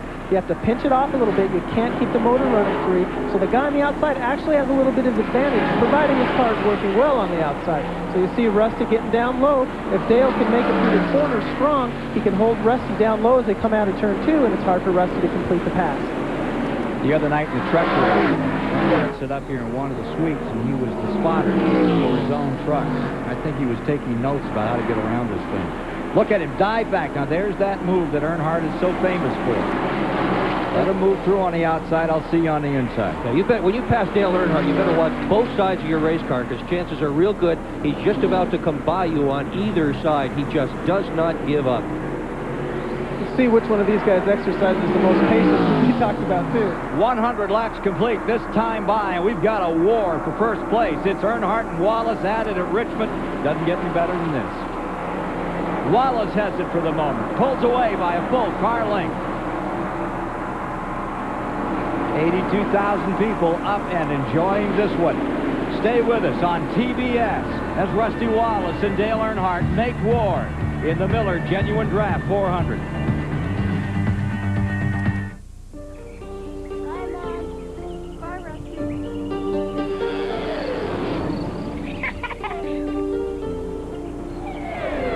For most people in the world, the intense power of the F-16 is thousands of feet above. For you, it's a phone call away.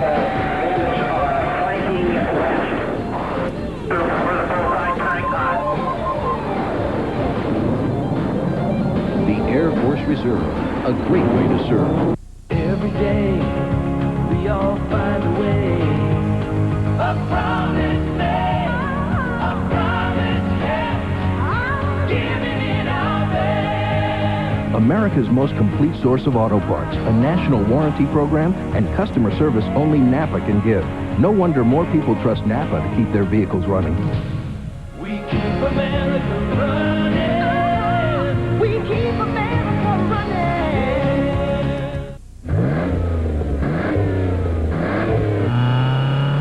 With new spark plugs, you get improved performance for a while. But only Bosch Platinum has a pure platinum center electrode that's heat fused for an airtight seal. So Bosch Platinum reaches its self-cleaning temperature faster for full engine power over a longer performance life. Which means you'll replace a lot of other things before you change your Bosch Platinums. Bosch Platinum, the ultimate spark plug. So the Nittany Lions of the Fighting Irish have given us another great college football game. And here are two tired generals looking for each other at midfield. Tough break, Joe. Yeah, I know. The tie's too much. It's nice, but maybe next time something in a crew neck. Don't you think that'd be too casual? Collect a Burger King Legends of College Football Cup. Free when you upsize your Whopper value meal for just 39 cents. Look, Joe, it's not the end of the world. Next cup, think pastels.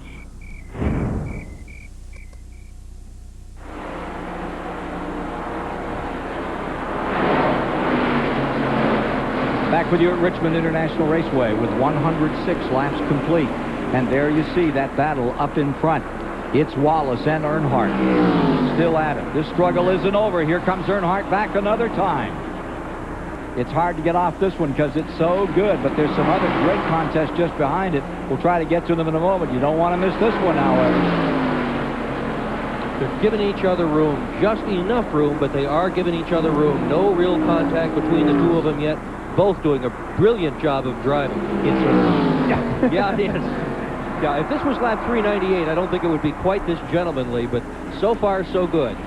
I think they got the message from Mike Heldon and the NASCAR. Bill France himself is here tonight. No nonsense. No cock-a-doodle-doo out here. We'll see. Still early. Cock-a-doodle-doo? Yeah. Is that the polite way of saying? Yeah, getting into it pretty good. Got a couple of roosters ready here to get at it. Look at Wallace taking that high line, and you were mentioning a moment ago, the other guy who is really willing to run much higher than anyone else, and you see he ducks down here to protect that inside, is Derek Cope. And the Cope run in the number 12 has brought him up into 4th position. Derek Cope in the Bobby Allison car had a great run back here in March. Now here comes Earnhardt another time. Just doesn't like the idea of seeing that black and gold car in front of his black and white car, and he's going to do something about it. I think Earnhardt likes to see anybody in front of him. If there's a race car in front of Dale Earnhardt, he's simply going to pass him. That's all there is to that. In stuff like this, at Richmond, brakes become a real issue. They talk about Martinsville being the real brake track, but Richmond is a real brake track, too, and part of the reason for that is they're on the brakes for such a long period of time, going into 1, going into 3, and most of these teams have got 3 brake ducts, some of them with an actual electric blower on each of the brake calipers up front. They've all got brake circulating valves, so they recirculate the fluid. You can't use all that stuff in Grand National racing, though, can you, Chad? No, in Grand National racing, we're not allowed to use any air blowers onto the front calipers or the rear calipers, and I can almost guarantee that every Mr. Cup car tonight out there has got blowing air in 3 different ducts to the front brake calipers. Look at this. Still at it. Earnhardt is back into that September mode he's so famous for. Right back in here. He slipped in those races between Michigan and Michigan from June to August and fell from 1st to 4th in the standings. But he looks like the Earnhardt of old, still in here, still believing that at Atlanta in November he will be fighting for his 8th championship with whomever. It's a different strategy right now again on the Earnhardt team. Andy Petrie, before the start of today's race, told me that they are running offensively rather than defensively this late in the season. And what he meant by that was that if there's any question at all about gear, they're going to go with a more risky gear. If there's any question about shock absorbers, they're going to take the chance. They have got to run hard as they possibly can, defend nothing. Caution is thrown to the wind. Battle for 5th place up there, and that Ken Schrader car stays just in front of Ricky Rudd and Terry Labonte in the number 5. Here's Rudd making his way to the inside as the feathers continue to fly up in front. How about this one? And look at Bobby Hamilton in the 43. What a good job he's doing again tonight. I remind you that Terry Labonte started all the way back in the 23rd spot. Right now he is running in 7th, making 6th position. Ricky Rudd breaking that group up, getting away. Schrader had led that pack for about 8 or 9 laps. Sterling Marlin just doing the tail end of that. Schrader's car doesn't seem to be working as good as he'd like it to right now. He's washing way up there in the corners, as you can see, and he's gotten passed by 3 or 4 cars here in the last 10 or 12 laps. Should mention that Dale Jarrett is just behind them in 10th. Mark Martin is 11th. Kyle Petty, 12th. Dick Trickle is 13th. Musgrave, 14th. John Andretti, 15th out here at the present time. In 16th would be Ward Burton in the 22 car, the MVNA car, and Bobby Labonte is in 17th. They're all in the lead lap. In fact, we have 26 cars running the lead lap here with 118 laps now complete. Terry Labonte and Rudd going for 5th place right there. Look at that. There's a good battle going on.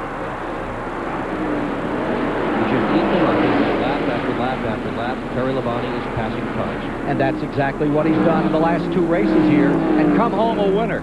Can Labonte make it 3 in a row in Winston Cup racing? We'll stay with us here on TBS tonight because right now it's the Wallace Earnhardt Show. But that's for now. You want them? TBS has them. Movies for guys who like movies. This Sunday, Danny Glover hunts down an alien. Predator 2. Movies for guys who like movies. 7 Eastern, Sunday night. Only on TBS. Make the right call every Sunday morning with NFL Preview, hosted by Vince Cellini and analyst James Lofton and Ron Meyer. For a full hour of coverage 1 hour earlier than the other guys, turn to NFL Preview. Sunday, 11 a.m. Eastern on CNN.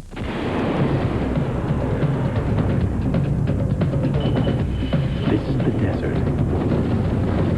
And these are Chevy trucks. About the only thing growing out here is our reputation. The most dependable, longest-lasting trucks on the road. Chevy trucks. Like a rock. No matter where I park, it draws a crowd. It's a 55! It's a 55. 55. 55. This is one of the last real classics of our time. What do you think of the bumper, huh? Everything's original. And I take care of it myself right down to the oil and the Purolator filter. Pure oil now! It's a 55! So when someone asks me how I've kept up the engine, I just show them the Purolator. Purolator! I don't think it all fit. Legends live. 55! Purolator, Purolator. When it comes to roping a steer, folks in Grand Junction, Colorado will tell you that Ron Markin can ride with the best of them. And when it comes to overhauling an engine or rebuilding a carburetor, well, he can do it all. You see, when Ron's not riding a horse for fun, he's turning a wrench for a living. So he buys a lot of parts, mostly from AutoZone. Sure, there are other parts stores in town, but Ron knows that when you want the right part for the right price, there's just no place better than AutoZone. Promotional fees and consideration have been paid by Plasticoat Spray Paint, the winning finish and the official spray paint of NASCAR. And by Exide Batteries for great starts every day. Replace your old battery with a powerful Exide battery, available at major retail stores. And by Miller Genuine Draft. With Miller Genuine Draft, the world is a very cool place. Rusty Wallace set the record for the 400-lap distance on this track at an average of 104.6 in 1992. He's out in front now, and after 2 caution periods, clear sailing as he continues to lead this race. Here's Sterling Marlin driving down on the inside of Ricky Rudd. Throws it in there at 150 miles an hour. They slide out of the 4th turn and down the main chute as Ricky Rudd has his hands full trying to hold on to that position. That is some scrap for 7th spot. Schrader's in there as well.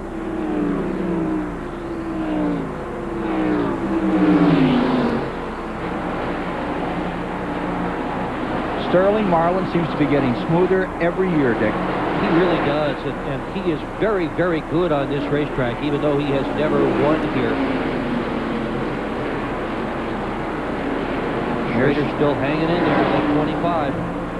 And there's another good battle. There is Dick Trickle. Remember, he went all the way to the rear, back to 38th, came all the way back up into the top 10. Well, now Trickle in the 15th is in the 14th position. That's car 15. That's that quality chair car. And Dick Trickle having a really good run. And he is auditioning for his ride next year, but Moore says he hasn't decided who is going to drive that automobile. And Dick Trickle surely is among the candidates being considered, but it's not sure yet who will drive the 15 in 1996. Number 15, Trickle, with over 1,200 career wins on those short tracks in the Midwest and throughout the East. Here comes that 22, barreling down on the bottom and getting stronger. Ward Burton another time. Musgrave on the outside looking good. Whoa, are they going to try 3 wide? No. Thank goodness. And he thought about it, though, for a minute there, didn't he? Yeah, he sure did. 16th position for car 16, Musgrave. Ward Burton with a real strong run in that number 22 last week at Darlington. Oh. Look at this battle. All right. Call me Boy Wonder, will you? He's caught the 3 car and he's passed the 3 car. Yeah, well, it's not I over don't yet. think so. Forget it. He's famous for that move of letting the car get up on the, or pass them and then slipping underneath them as they're coming out of the turn.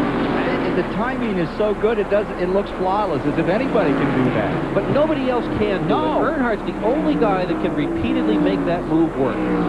You can see a lot of other drivers, some real quality drivers, try it, but he can make it work time after time after time. You talk about throttle control, that's it, number 3. and everything else control. You're watching one of the best stock car drivers of all time when you're watching Dale Earnhardt in that number 3. How do you feel about that, Chad? You know, those black number 3 cars they're strong, but, you know, just sometimes you just got to say, I don't know. No, obviously the 3 car's real strong, and I'm alluding to a little bit of what happened last night, but that's a different story. Yes. A different driver. We got to get back to that. That was pretty good. Okay, Ray Everham has been on the radio telling Gordon, settle down. You think that's a championship call maybe by Everham saying, hey, we don't need to be doing this right now? I kind of think it is. That's a very good point. That Everham is saying, hey, you know, there is a championship, youngster. Get out of that. You don't need to be caught up. And probably the greatest sight guy in racing is Dale Earnhardt. He will get you into the darkest messes if you're not careful. No question about that. Everham is a really good balance. No question. Rick Mass coming off the corner is trying so hard to get number 1. A little bit of smoke just came off the back tires. Now, how about this? There's that Derek Cope car up to 4th place, carrying the Bobby Allison colors. 1990 Daytona 500 champion, Derek Cope. I'd love to see Allison have a great night here at Richmond, because Allison had so many great nights on this track. And here comes Terry Labonte right with him, wheel to wheel, in this fight for 4th spot. Randy Pepper. Well, Jimmy Finnick is the crew chief on this car. Jimmy, you guys have had a lot of tough times this year. Your best finish is a 5th at Darlington early on. That's what you're battling for right now. Great run for you guys. Well, right now we're running pretty good. The car's a little bit too tight in the middle. So we'll wait till we get in, loosen up, and see if we can loosen up anyway, and then see what we got there at the end. When will you make your next green flag stop? I would say another 30 laps, I would say. Hey, you heard it. The crew chief on Derek Cope's car. Now, those cars are just 5 seconds back from the leader. 5 seconds away from Wallace, Earnhardt. Well, from Wallace, actually. Then comes Earnhardt and Gordon, and here comes Cope and Terry Labonte having a great tussle. And Terry Labonte, the Iceman, Mr. Cool, right down in there, just taking his time. You know he has plans to make it 3 in a row here at Richmond International Raceway. If you're just joining us, 82,000 folks came in here this afternoon, got into their seats early. They didn't want to miss anything. There was a late practice period, and what a show they're getting tonight. The full moon is out, but thus far we haven't seen the kind of full moon racing you often see on a short track. You see a full moon on a half mile, you know there's going to be 25 cautions and 3 fistfights. We haven't had that yet. But stay tuned. Take a look at this. Down to the inside, it's still Labonte running wheel to wheel with one of the Northwest's greatest drivers, Derek Cope. Little wiggle coming out of the corner. No wiggle with Labonte. It's been 70 laps since they've put on tires. Right now, it's about time to start making some pit stops. You know, if there was a caution right now, all the cars would be coming in, and I think we'll be seeing green flag pit stops within the next 25 laps. When you brought a brand new tire to this race, and the object was to come up with a tire that wouldn't give up, would run for a long time. Looks like they've succeeded in their goal. Indeed, they have. And it's still even across. This fight's going to go on for a while. We'll rejoin it later. Let's tell you, up in front, it's Rusty Wallace. It's Dale Earnhardt. It's Jeff Gordon. It's Richmond on a Saturday night, and we've got a good one cooking.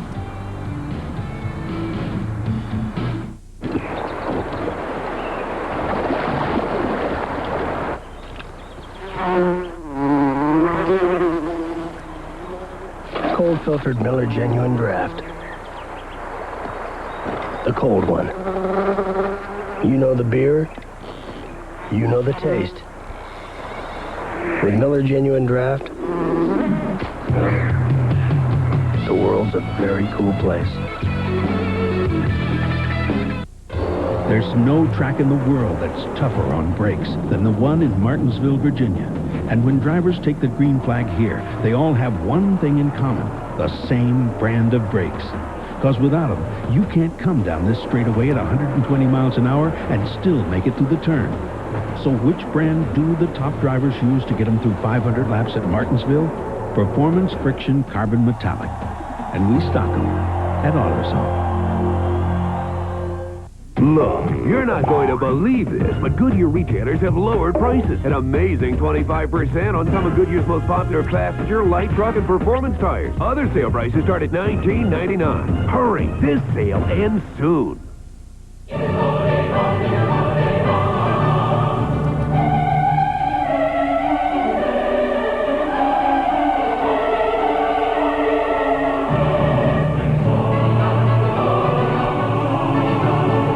After Sunday, we believe in putting on our best. Maybe that's why no car company has won more races in the history of NASCAR than Chevrolet. Leave it to Peerless Faucet to create a shower so smart, it can not only sense when a toilet has been flushed, it can also adjust the water temperature accordingly. Scald Guard technology by Peerless. Get more out of your faucet than just water.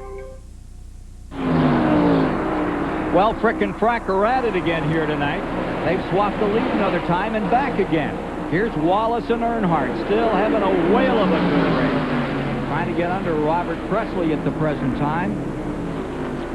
They just put fourth place qualifier down a lap. These guys are running a heck of a pace right now. They have got this place stomping. They, for a moment, seem to stabilize, and you don't think, that's going to be it until they make the next tire stop, and then Earnhardt just zonks him. Pulls right down to the inside. Then Wallace comes fighting right back in front of him. And there's the number 24 of Jeff Gordon right behind Robert Presley, watching the whole thing, just waiting for something to go wrong in front of him, and he would inherit the lead of this event. I think that Ray Everham put a double bit in his mouth tonight to harness that guy back. He is really riding him. He's on the radio to him, telling him to be in control. And so far, Gordon hasn't put a wheel wrong in this race. And he continues to watch this battle between these two great masters, Rusty Wallace and Earnhardt. To keep this up, this is just amazing. They've got a big pack of cars there right in front of them, and you know those guys are saying, please, let me have a caution, let me have a caution. We're showing 50 complete. 150 down of the 400 to be run. And you're watching from Bill Elliott's vantage point. He doesn't want to get caught up in this thing and lose a lap. He's back there in 21st position at the present time. And about to go a lap down. Bobby Labonte has already been lapped. And there's a kid that's proven he can win this year, and he's going to win a lot more, I believe, in time to come. There is a candidate for a national championship. What, 2 years down the road? It's not going to take him very long, for sure. 3 wins in 1995, all big wins. Michigan, 1 in Charlotte, the 600. Yeah, the focus of Gibbs and the sense of Makar and the driving of that young Labonte. Yeah, and Hendrick Motors under the hood. Let's not forget that, too. And they have 1 more year with Hendrick Motors. They're already developing their own in-house engine program, but they've got them for 1 more year. Well, making horsepower right now are those two, the 2 and the 3. Now, Dale Jarrett we haven't seen for a while tonight. Let's take a look at that 28 car. Dale Jarrett has been trying to make some time up out here and get himself up through the field. He's got himself around Ricky Rudd. That puts him up to 8th position. He's had some fighting to do. He came from 27th earlier on in the race. Looks like a 2-car team coming there next year, Dick. Yeah, it is a 2-car team, most likely. Jarrett says he will be back, and apparently they're going to field a 2nd car for Ernie Irvin if he wants one. I think he probably wants one, yeah. Well, he's got to get past the doctors first. I'm certain that he wants one, but whether or not he's healthy enough to do it, that's the real question. But the question really is, will there be a 2nd car if Ernie Irvin can't run? That's what Jarrett told me anything. I wouldn't be surprised to see Dale, to see that 2nd car team work out and to see Ernie Irvin in a car within the next couple 3 races. Of course, you know, I think they know his desire to race, and probably everybody figures that no matter what, he will simply will himself healthy so he can get back behind the wheel again. What's happening here? Here's 12. That's Derek Cope backing up a little, losing a spot to Bobby Hamilton in 43. And I would presume the tires... Yeah, it's time. It's definitely time for stops. And what dictates who comes in right now is the leaders. The leaders come in, everyone comes in. Now, there's a little gamble you can take. Let's say you're running on the lead lap and you want to take a little gamble. You come in first, and then you kind of control the tempo because you're going to pick up so much speed with the new tires that it almost forces the other guys to come in. But normally, the tempo is controlled by the leaders. Now Sterling Marlin makes his move. And take a look at those leaders. Earnhardt just looking Wallace over. Randy Pemberton has a comment about this pit stop upcoming for those leaders. Randy. You're right, Ken. They're coming. Rusty Wallace, Robin Pemberton, and the crew have radioed. They're looking to stop at lap 162. Now, that is projected. They could go a couple laps more or 1 or 2 laps left. But 162, as far as adjustments on the 2 car, they're looking at an air pressure adjustment. No chassis changes. Everybody else going to come soon after that. Kenny Schrader was looking to pit around lap 177. But if the leaders pit, as Chad Little said, they will all start diving on pit road. They're working lap 159 right now, so 3 or 4 laps from now, we could see leaders on pit road. And I would guess they'd probably all put on 4 tires, wouldn't you, right now? I think been running this long, it's 4 tires. I would think it probably is. If you put 2 on, you go down 1 lap. You put 4 on, you go down 2 laps under green flag racing here. But if one of the leaders throws 4 at the car, chances are very good everybody else is going to do the same thing. But the last time any of these cars saw fresh tires was on lap 57. That's 102 laps ago. Those tires are giving up now, for sure. There are 19 cars in the lead lap. 19 as we come to lap 160. And you're beginning to see the first of them in. Car 26 on pit road. Strickland in the Kenny Bernstein Quaker State car. Richard Broom says if a sponsor will come for that car, he will keep the team together. He will buy the team himself. If there's a sponsor out there, all these guys want to stay together. They think they've got the right mix to win races. And look who's on pit road. It's Rusty. Rusty Wallace coming in. Marcus and Jeff Burton have already made their pit stop. We're following Rusty Wallace in. Let's go to Randy Pemberton. As we wait for Rusty Wallace, Dave Marcus said he will take 2 tires only to try to get back on the lead lap. The 3 car will also pit this lap for 4 tires. They go to work on the Miller Genuine Draft 4 right side tires already on. One thing they do not want is a caution to come out right now. Earnhardt now coming down pit road. Wallace crew works on the left-hand side. Down and away, excellent pit stop. Pit road is now filled with race cars as Dale Earnhardt and Jeff Gordon follows him into pit road. Earnhardt's crew goes around to the right side. The Rainbow Warriors are working on the DuPont Chevrolet. Good pit stop going for Gordon's crew as well. Mark Martin's team pitted right behind them. They will come down pit road next. Around to the left-hand side of Earnhardt's car. Likewise for Gordon. Earnhardt's crew looks to be getting the job done just a little quicker. He's down and away. There goes Jeff Gordon. Great pit stop for both. Everybody coming down pit road now. 17.7 on Wallace as he came back out. I've got an unofficial here, 25 on Gordon. Let's go to Steve Burns on Terry Labonte's stop now. Again, Labonte brings Kellogg car in. Now his lap times have been faster than the leaders the last 20 or 25 laps. They will not make any chassis adjustments. Walter Smith trying to bring the jack around to the driver's side. So far, it's a very efficient, maybe not a great stop, but a very clean one, very efficient. Gas is in, now the left side tire is going on. Terry stayed out to the lead a lap, and he's out of here. 19.3, and he's back out. Bobby Hamilton appropriates first position for the Richard Petty STP team. Hamilton is first, and Gordon is now in second. Pit stops continuing. Mark Martin is on pit road. Rick Mast has come in. Craven coming in. Todd Bodine, Jeff Bodine. Let's go back to Randy. Martin has now hit pit road. Boy, he has been struggling all race long. He said, we need to get some wedge out of this car and loosen this thing up. They're on the right side of the Valvoline Ford as we continue under green. Now they come around to the left. A good pit stop going. There goes the wedge wrench in. Mark Martin's Ford, 2 rounds out of the right side. Left side tires on. Another super stop for this team. Indeed, at 19.1, Bobby Hamilton pits. John Andretti inherits first place. You have Bobby Hamilton in, and there you see him in the number 43. This is the track where he won his first Grand National race. It's a track he does not like, but he always performs well on. Back to the track comes Hamilton out of Nashville, Tennessee. And John Andretti, who did such a great job in the first 40 or 50 laps over at Darlington last week in the Southern 500, now being the Haas Krenifus car out of Indianapolis, Indiana on the pit road. Andretti. Steve? got Andretti in the pits. This is a team of veterans, although Andretti's relatively new to NASCAR racing.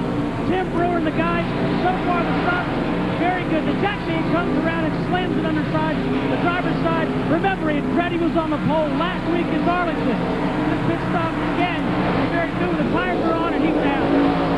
19.9 seconds. Paul Sitter in Darlington, who finished 12th, comes back on the track just in front of him, Morgan Shepherd. And you talk about a good pit crew. Those guys have a very good pit crew.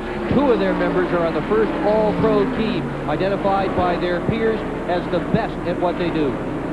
Bill Elliott has just taken first place. Now he pits the McDonald's car. And with that stop, we'll have Earnhardt and Wallace again battling for first position here at Richmond International Raceway. The Miller 400. It's a hot one tonight. 4-tire change for Elliott. It's Rusty Wallace leading Earnhardt. Now second, Jeff Gordon back to third at Richmond. If your home or structure has a plumbing system made of polybutylene plastic pipes and acetoplastic fittings, you may be entitled to money to fix your plumbing. Polybutylene pipes and fittings are usually gray plastic, not metal, copper, brass, or CPVC. This plumbing system may leak and cause damage. To receive information about the settlement, call 1-800-568-9455. 1-800-568-9455. Every day, we all find a way. A promise made, a promise kept, giving it our best. America's most complete source of auto parts, a national warranty program, and customer service only Napa can give. No wonder more people trust Napa to keep their vehicles running. We keep America running. We keep America running. 58, pick up! I'll take this anytime you're ready, fellas. I got this, guys. No, I got it. I got a NASCAR MasterCard right here. Nah, guys, I'll get this. I got my own NASCAR MasterCard. Well, mine's better. Well, how you figure that? Well, obviously my picture's on it. Well, I got my picture on mine, too. Well, I'm better looking. No, wait a minute. Come on, guys. Join NASCAR's greatest drivers and carry your own official NASCAR MasterCard. To apply, call 1-800-34-NASCAR and choose from NASCAR's hottest drivers. You'll get a low introductory APR, no annual fee, and plenty of benefits to put you in the lead. What'll it be, fellas? I don't have all day. All right, we'll flip for it. Heads I pay, tails you pay. All right, but we use my card to flip. What's the difference? It's prettier. Oh, my gosh. I've heard it all now. He's got a point. To apply for your NASCAR MasterCard today, call 1-800-34-NASCAR. I'll get it. Excuse me. If they ever finish arguing, tell them this meal's on the king. The official NASCAR MasterCard. Apply today. 175 with 400 laps complete. Moving toward 200, 11 lead changes among 7 drivers thus far. 2 cautions for 14 laps.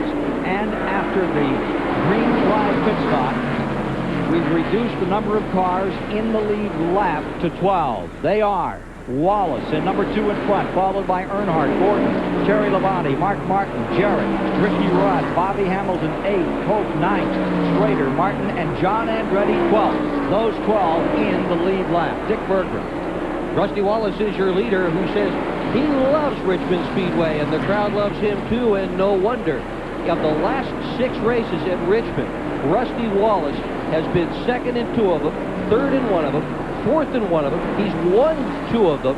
Of the 14 races until tonight, he has led 11 of them. 1,520 laps on top since they redid this racetrack in 1988. Nobody has led more laps here than Rusty Wallace. He is a master at this racetrack, and he leads right now. Earnhardt running second, trying to run him down, and some traffic to go through before he gets to Rusty. The 89, 92, and 93 winner of this event, as well as some events in the spring, Rusty Wallace, in the car that they named in honor of Ronnie Hopkins. One of the very best. The car they've had PR18 and Midnight, and they're so proud of Midnight, but they think this is as good a car as has come out of the shop. Yeah, this was originally PR16. Ronnie Hopkins was the fellow who did an awful lot of the chassis design work for Rusty Wallace team. He passed away not so long ago of cancer. Tragic loss for the team for sure. They really miss Ronnie Hopkins. Well, he's out there tonight, and he's leading this race with Earnhardt second, Gordon third, Labonte in fourth. 2 caution periods thus far. 1 crash eliminated Elmer Sawyer.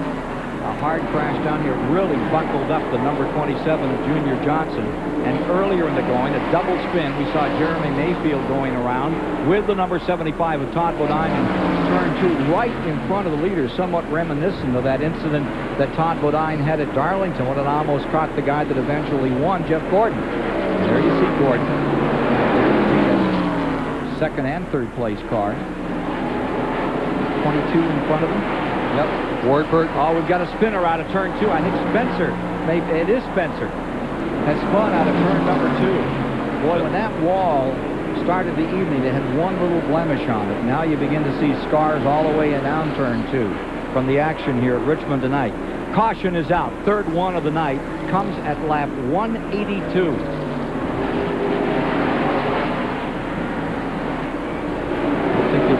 Stopping on the pit road at this point. I wouldn't be surprised, but you never know. You know, just looking across right now, you just never know. If there's been 20 laps, if they want to have 20-lap pressure tires, they may just come in. 20 for some of them. It's 20 laps for Rusty Wallace. Darrell Waltrip, however, pitted on lap 170. We're now on lap 183. He's only got 13 laps on his tires, and this may be an opportunity if the others pit for Darrell Waltrip to make up some of that lost time. Not only that, Dick, you know what I think you'll see is cars that aren't quite right yet. They had 20 laps to see if the chassis adjustment helped, and here come some of the leaders down pit road. They're going to do it. They're all, the front 3 are all in. And here come the rest of the leaders. Wallace, Earnhardt, Gordon, Terry Labonte. You see Jarrett, Sterling Marlin, Rudd, Hamilton, Cope, Schrader, Martin, all taking advantage of this quick caution after that stop. What a neat view of this pit stop action. You know, we talk about how physical some of the tracks are. Richmond ranks up there as being a real physical track, too. Oh, Gordon first out. Yes, he did. Earnhardt in first pit, still there. Jeff Gordon only went with 2 tires and came out the lead. Ray Everham's done that a lot this year, hasn't he, Ken? And won some races that way, too. Yeah, he's also gone the other way around, too, and when some people have taken 4, he's taken 2. When other people have taken 2, he's taken 4. And we'll take a break and then be back with more live from Richmond International Raceway. The Miller Genuine Draft 400 is brought to you by Texaco Clean System 3 Gasolines, by Burger King, where you get your burger's worth, and by Napa Auto Parts. We keep America running. I get here early to stock up on Texaco Haviland Formula 3 motor oil because it gives my engine complete protection. Me too. Michael Andretti. Texaco Haviland Formula 3 is formulated to control volatility and fight vaporization. And it's the same oil used by championship racing teams. Empty. Tough track, huh? Take it to the star. Get a Major League Baseball team cap when you buy a case of Haviland Formula 3. Well, look who's here. Herschel Walker and Tony Dorsett, 2 of the best college football running backs I ever saw. I'll bet you they're swapping some pretty good football stories. Next time, I'm telling you, Tony, right profile. Really, Herschel? I've always favored my left, man. Collect a Burger King Legends of College Football Cup. Free when you upsize your Whopper value meal for just 39 cents. Touchdown! You think next time we should wear the helmets? In my case, the helmet is definitely off. Look. You know Goodyear tires. Everybody knows Goodyear tires. But did you know that Goodyear retailers have lowered prices? An amazing 25% on some of Goodyear's most popular passenger, light truck, and performance tires. It's true. And other sale prices start as low as $19.99. Believe it. Goodyear. We say they're the best tires in the world. And now you can save like never before. See your Goodyear retailer today. Because this sale ends soon. No trendy health club. No $60 shorts. No bull. Speed Stick's no-nonsense formula gives you 110% protection. Like you, it never quits. Peerless Faucet didn't come up with the idea for a spout long and high enough to reach over and into large objects. We merely adapted it for the kitchen. High-rise faucet designs by Peerless. Get more out of your faucet than just water. A September song being played tonight at Richmond International Raceway. The Miller Genuine Draft 400 live on TBS. I'm Rick Benjamin of the STP Pit Communications Center. With me is Jim Gilmore, the Attorney General of the state of Virginia. This is your first visit to a Winston Cup event. This is my first race here at the Winston Cup. It's really a great, great event. You served as Grand Marshal tonight. What do you make of the spectacle of all this? I think it's a tremendous, tremendous event. I can see why so many fans are flocking to NASCAR, and I really think it's good for Virginia to have an event like this. We're pleased to have you with us tonight, Mr. Gilmore. Thanks for stopping by. Jim Gilmore, the Attorney General of the state of Virginia. We're green, Ken Squire. Yes, we are, and you can see number 31, Sachs, look like he's in a bit of trouble, backing up and everybody taking some evasive action around him. Meanwhile, for the first time since lap 28, Jeff Gordon's back in front in this race, leading over Earnhardt and Wallace, second and third. Terry Labonte fourth, Dale Jarrett fifth, Ricky Rudd in sixth, Marlin is seventh, Schrader is eighth, Bobby Hamilton ninth, Cope in 10th, Mark Martin 11th, and John Andretti in 12th. Those are the cars in the lead lap. And we've got a crash in the main straightaway. Sachs is in the wall. Another car's been gathered up. Robert Presley was involved in that as well. Robert Presley took a bad hit. He's gone all the way into turn 2, and the car is still running sideways down there. Sachs is going to try to leave. The cars are under caution. Starter waving his caution flag. Oh, look at Presley's car. All torn up. He had such a good starting position tonight, but he will not have a good finishing position. He had closed so strongly on Ricky Craven in this battle for rookie honors this year. They were separated by the smallest of margins, 194 to 187 coming into tonight's race. Craven just barely in front. What a bad break for Robert Presley in the Charlie Presley crew chief car that's now down there being worked on. Let's see what happened. Well, Sachs really never got out of the 3-wide problem. He stayed in the middle. The cars were passing him on the high side, low side for the better part of a lap. He obviously had some mechanical problems with that car, and finally the 3-wide stuff just caught him. Let's see if we can find what caught him up. Well, just look for the 3-wide. There it is. Boom. There he goes. Right there. There's Presley on the low side getting caught up in it. Boom. Sachs hits the wall. You know, that's one of the times when you really rely on your spotters, which are sitting high above this track in turn number 1. And when they come over the radio and they say, car 31's got problems, watch out for him. He's running low, he's off power, he's off the pace. That's when you really need the help of your spotters, and obviously didn't do a good enough job there. Yeah, Greg just couldn't get down, apparently. 33 still out there and still showing a lot of smoke off the front end of that car. It looks like tire smoke, doesn't it? Yeah, it probably Maybe we is. can see it again. Now, know where to look, follow it here. He just got caught up in the slow car of the 31. There wasn't anything he could do, and he just didn't know, that it was going on, and didn't check up enough and anticipate that. And again, I got to say, can't say enough for the spotters, and something like that. Now, the word is that Robert Presley has also developed an oil leak. Maybe the oil cooler was damaged when he was hit there going down the main straightaway, so they're back on pit road. And indeed, that seems to be where that smoke may have come from, and that's maybe more work, and hope they can get him back out here and keep him in this rookie battle. Take a look at the end of that number 31 car. That's the second week in a row that Greg Sachs has been through a big wreck. Here's Randy with Sachs. Yeah, Greg Sachs sitting in the car. We'll try and get a word with him. I know he certainly can't be thrilled. Greg, I know you're not too happy about it. What happened out there? Felt like we had a tire going down, didn't know it. And on the restart, I just kept trying to get back. They went both ways, inside and outside. And no one will cut you a little slack and let you get out of the groove, but just trying to get out of the way. No one will cut you any slack out there. It's a tough break for the Hardy's team. Tough break for Greg Sachs. You can see the damage on the car. It's quite extensive. They might be able to get back out, but it doesn't look very good. Greg Sachs just taking over from Ward Burton, number 31, a couple of races back. Not good, and not good here for Robert Presley. Getting toward halfway, 194 laps have been completed at Richmond International Raceway in the Miller 400. And we'll be back with more in a moment. Hey, race fans, Budweiser asks, who won? October 10th, 1993 at Charlotte Motor Speedway. After taking the first pole of his Winston Cup career, Jeff Gordon and the DuPont 24 engaged in a ferocious battle with the Black 3 of Dale Earnhardt. While these two drivers battle side by side, Ernie Irvan is pulling away in the 28. In his usual fashion, though, the 6 car of defending race winner Mark Martin was sticking close to the leaders. And also having a strong run, the Budweiser Ford, with 2-time Charlotte winner Bill Elliott on board. But who won? Take a look at the contenders. We'll be right back to show you the winner.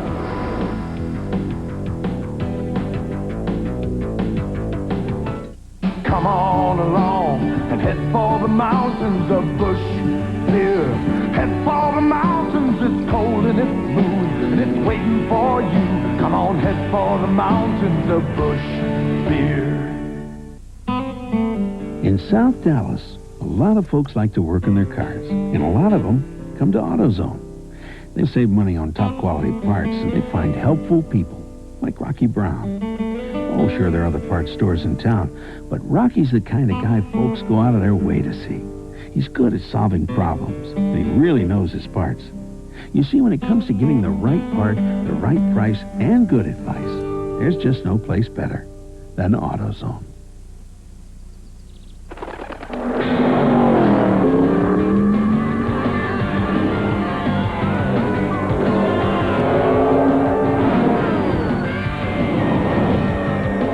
Which NASCAR race team will have what it takes to win the UAW GM Teamwork of Excellence Award? Just ask Dale Earnhardt. Who the heck are those guys? UAW GM. Assembly line to finish line. Teamwork wins. So, is everybody using Duracell batteries? You kidding? The second I heard you can't buy a longer-lasting battery, I bought the family a whole case. Reminds me of the first time we tried Duracell batteries. We were living in Tulsa with your great Aunt Emma. We shared a one-room apartment. Herb, did you slip her one of those other kinds of batteries? Me? You can't top the copper top. Leave it to Peerless Faucet to create a shower so smart, it can not only sense when a toilet has been flushed, it can also adjust the water temperature accordingly. Scald Guard technology by Peerless. Get more out of your faucet than just water. You want them? TBS has them. Movies for guys who like movies. This Sunday, Danny Glover hunts down an alien. Predator 2. Movies for guys who like movies. 7 Eastern Sunday night. Only on TBS. In an overwhelming display of power, Ernie Irvan dominated this Charlotte Classic. Jeff Gordon put together a strong run, but the outstanding rookie contender couldn't keep up with the hustling Irvan. The same was true for Mark Martin and Dale Earnhardt. They battled for second. It was the highlight of the day. Martin took the spot, but at the end of 500 miles, Irvan led all but 6 of the 334 laps, earning his 9th career Winston Cup victory and the 2nd win for Robert Yates Racing. Who Won brought to you by Budweiser, the king of beers. For that clean, crisp, cold taste, nothing beats a Bud. Toward the halfway mark in 2 laps. 12 cars in the lead lap here as we work the 4th caution of the evening. Gordon is leading, Earnhardt and Wallace, with Terry Labonte 4th, followed by Jarrett, Rudd, Martin, Schrader in 8th position. From his camera, you're getting these shots under caution. Halfway next time by, we're getting the report, and Hamilton would be 9th, Cope 10th, Mark Martin 11th, Andretti 12th. 1 lap down is Musgrave in 13th, followed by Jeff Burton, Ward Burton, Rick Mast, and the number 42 of Kyle Petty up to 17th position. So that's how matters stand as we get to the halfway point, and the speed continues to fall. It's down to about 98 mile an hour average now as we pick up on those caution flags. Well, I mean, that's just because of the caution flags. It has been a fast race. There's been so many green flag races. And Derek Cope just pulled down on the pit road. We'll have to find out if he has a problem or what the deal is there, because he was running way up front. Dave Marcus also pitted just a few moments ago. Continue to work on his car. They say the wheel has come off car number 26 out there. Wheel off Hut Strickland's car. That's the report we're getting from NASCAR. Let's get a report from Randy about the leaders out here. We'll catch you up to date on Hut Strickland. Randy. He documented the fact that Jeff Gordon took on only 2 tires. I went and talked with crew chief Ray Evernham, asked him if there were any chassis adjustments. He said absolutely not. So it's 2 tires. He got up front. Dale Earnhardt asked for a ½ pound of air pressure up in the right rear. A ½ pound. That's amazing. These drivers can feel that. That's all they did. They took on 4 tires. Rusty Wallace, no chassis adjustments, but 4 tires. They only need 1 more stop to go the distance. Well, we see 26 back out and coming into the tail end of the field. Let's get a report from Steve Burns.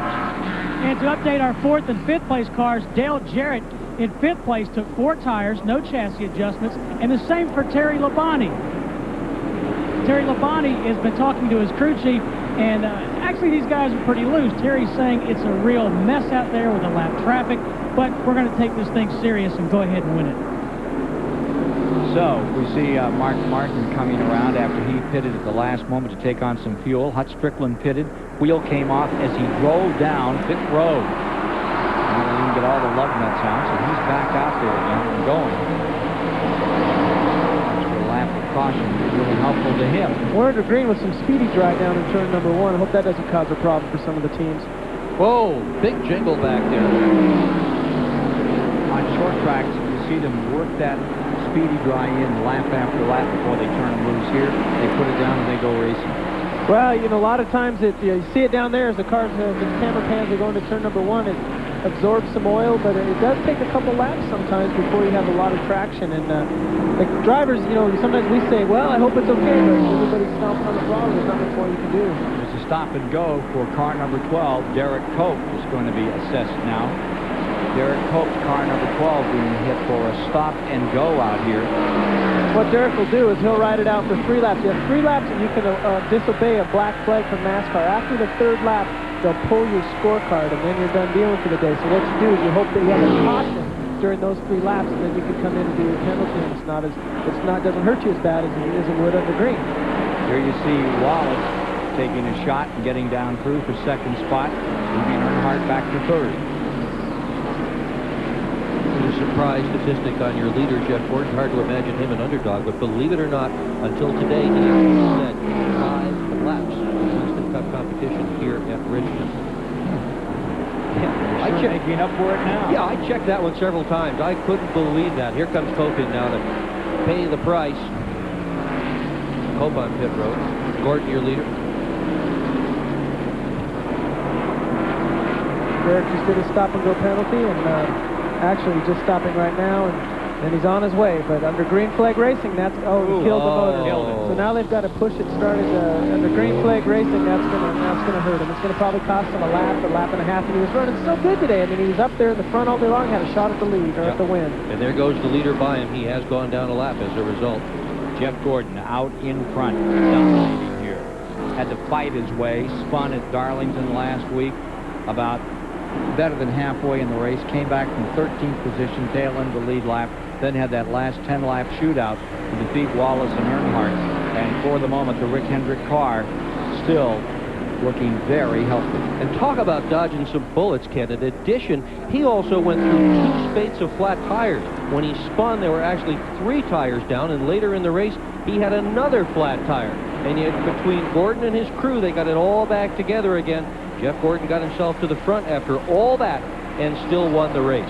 Well, I think Jeff summed it up in victory lane, and he said, you know, this team is a championship team, and I think this race showed it. I think it showed it, too. You can tell he wins after spinning out and having flat tires, like you just said. I mean, that's the qualities of a championship team. They come back from things like that.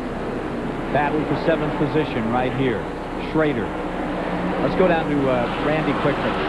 The story on Derek Cope, he passed a couple of lap cars as they were trying to line up for the restart. He passed them too late, therefore NASCAR penalized him.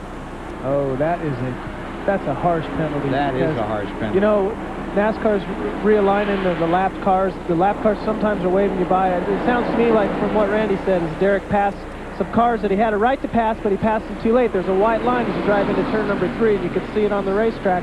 You're supposed to make your passes by then to get in front of cars that you should be in front of. If you're not supposed to pass past that line.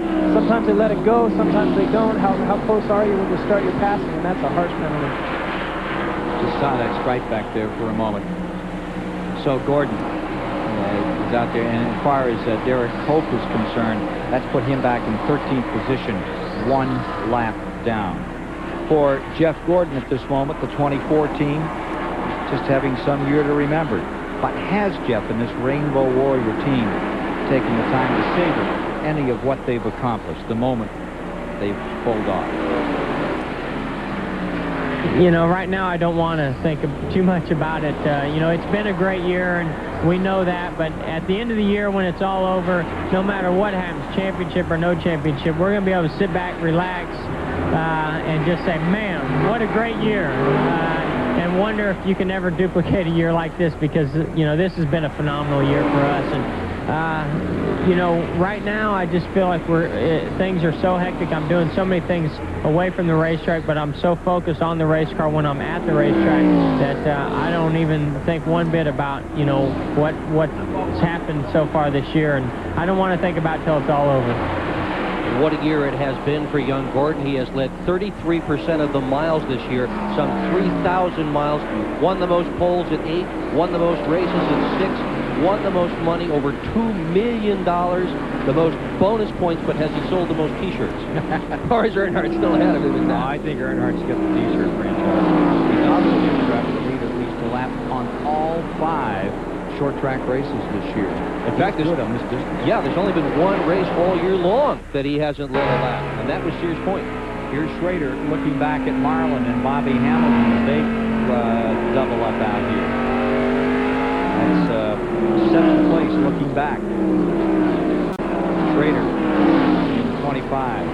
Wouldn't you like to see him have a good run all the way to the finish, be right up in there? I think everybody in the garage area would put their hands together and applaud to just see Ken Schrader break out of this slump and get where he ought to be, which is victory lane. Ken House, too, the crew chief. They've worked so hard. They've stayed together, done a great job. Bobby Hamilton running in 8th position. He's having some kind of night, too. Here he comes on the attack after Schrader. I think it's neat watching the night races. You can actually see inside the cockpits of the cars as they come off the turn and watch the driver move the wheel. It's hard to see in the daytime. There you see Sterling Marlin. He's running in 9th. And just behind them, there's that car of John Andretti. Here's your 10th place car. Sandwiched in between them is Rick Mast and the number 1. He's running a lap down in 16th spot. 218 laps have been completed. John Andretti in that number 37 has yet to win his first Winston Cup race. Tim Brewer, his crew chief, says, well, if we can't win one, we'll steal one. If anybody knows how to do that, Brewer's the guy who knows how. They're just very, very smart about how to run their race. Now, what do you mean by steal one? Well, do smart things. You know, when other people pit, you don't pit. When other people take 4 tires, you don't take any tires. Tim Brewer is an absolute genius at running a race from the pit area, and ask the drivers who have driven for him, because he has won many, many races by intelligent strategy on pit road. Tim just calls it stealing a race. Like a bandit in the night. Yeah, here comes Rusty Wallace. Down on the inside, puts that Ford right up against the Chevy. They've got it going again here tonight in Richmond. Wallace fighting for the lead, and I mean fighting. Gordon's not giving him an inch. I think he's turned off Everham's radio. He wants to go at it with Rusty Wallace tonight. But Wallace, you see that car look just a little twitchy going down to that corner? Great shot from above. He had so much power on as he came into that turn 1, but he was able to sustain it and now draws away by a car length. Rusty Wallace taking command. How about this? Here's Schrader on the outside, Sterling Marlin on the inside. 7th position here. John Andretti there. Yeah. Close racing right there. And John's on the lead lap. This is for position. All 3 of those cars looking for the same spot. John Andretti's dad is here. He says he has a hard time because his younger son running another series out in Indiana these days. But look at John and how he's coming on. 8th, 9th, and 10th here. Nice. 7th is the Hamilton car. I believe I said that battle for 7th. That is a battle for 8th. Stand corrected and just enjoy. Watching Sterling Marlin, and here comes John Andretti tucked to the inside. Boy, Tim Brewer has that car working tonight. John Andretti's doing his job very well, too. This is only John's 4th race ever at Richmond as he takes the measure of Ken Schrader on the inside.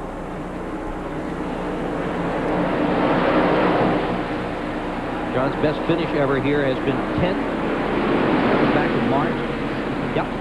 That car really is running good because, you know, he started way back towards the back of the field. In fact, back in the 31st position. So he's come up a long way.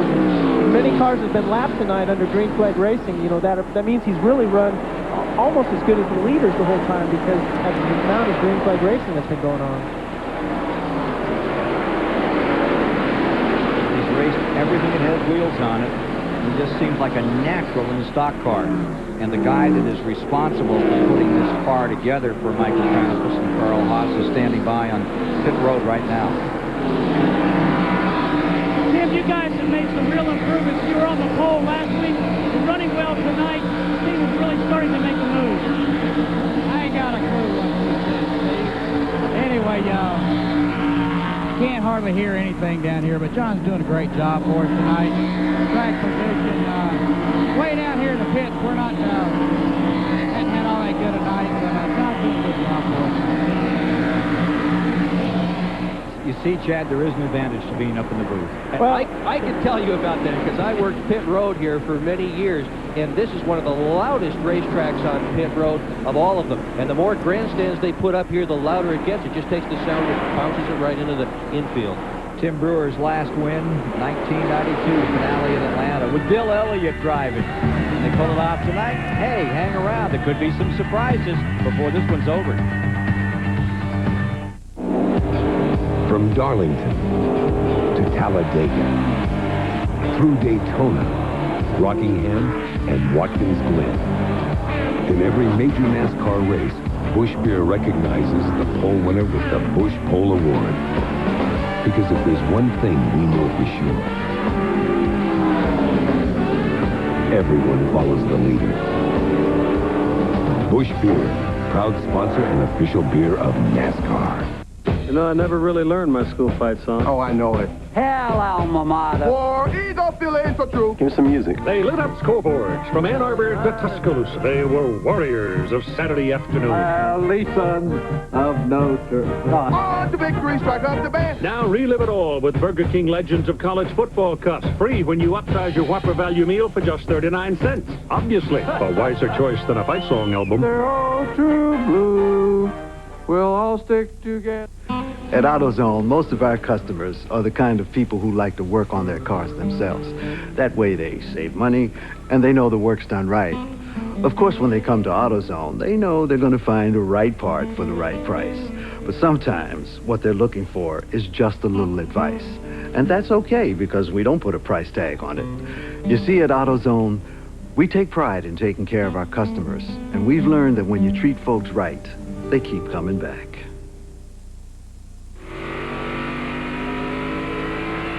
You're riding with Mark Martin right now in the Miller Genuine Draft 400 on the 3/4 mile Richmond International Raceway live on TBS. Our next telecast, Charlotte, North Carolina, 500 coming up early October. Great Sunday afternoon entertainment for you. Let's take a look at a recap thus far. Lead changes 13 among 7 drivers. Slow speed 98, well under the record. 4 cautions, 30 laps of yellow, and 2 cars have officially retired from the race. 2 cars withdrawn. We had that as, I think, 4 cars withdrawn a moment ago. That's Elton Sawyer and Greg Sachs for sure out of the race. There are your lap leaders. Earnhardt for a moment, and Jeff Gordon trying once again get a top 10 finish out there. It'd be his 11th consecutive top 10 finish. And stay out in front in this one tonight. Oh, Dave Marcus. Olive Garden number 71. Winner back here in 82, had a pretty good night, qualified in 6th, gave it his best shot, got a lot of help, he said, from Andy Petrie, and really wanted to give it a run. They're still working on it. They may get it back out. Here's your leader, Wallace. He did give it a good run, too. He got a little help from Earnhardt as well. Earnhardt gave him some mental help, helped him with the line here at Richmond Speedway.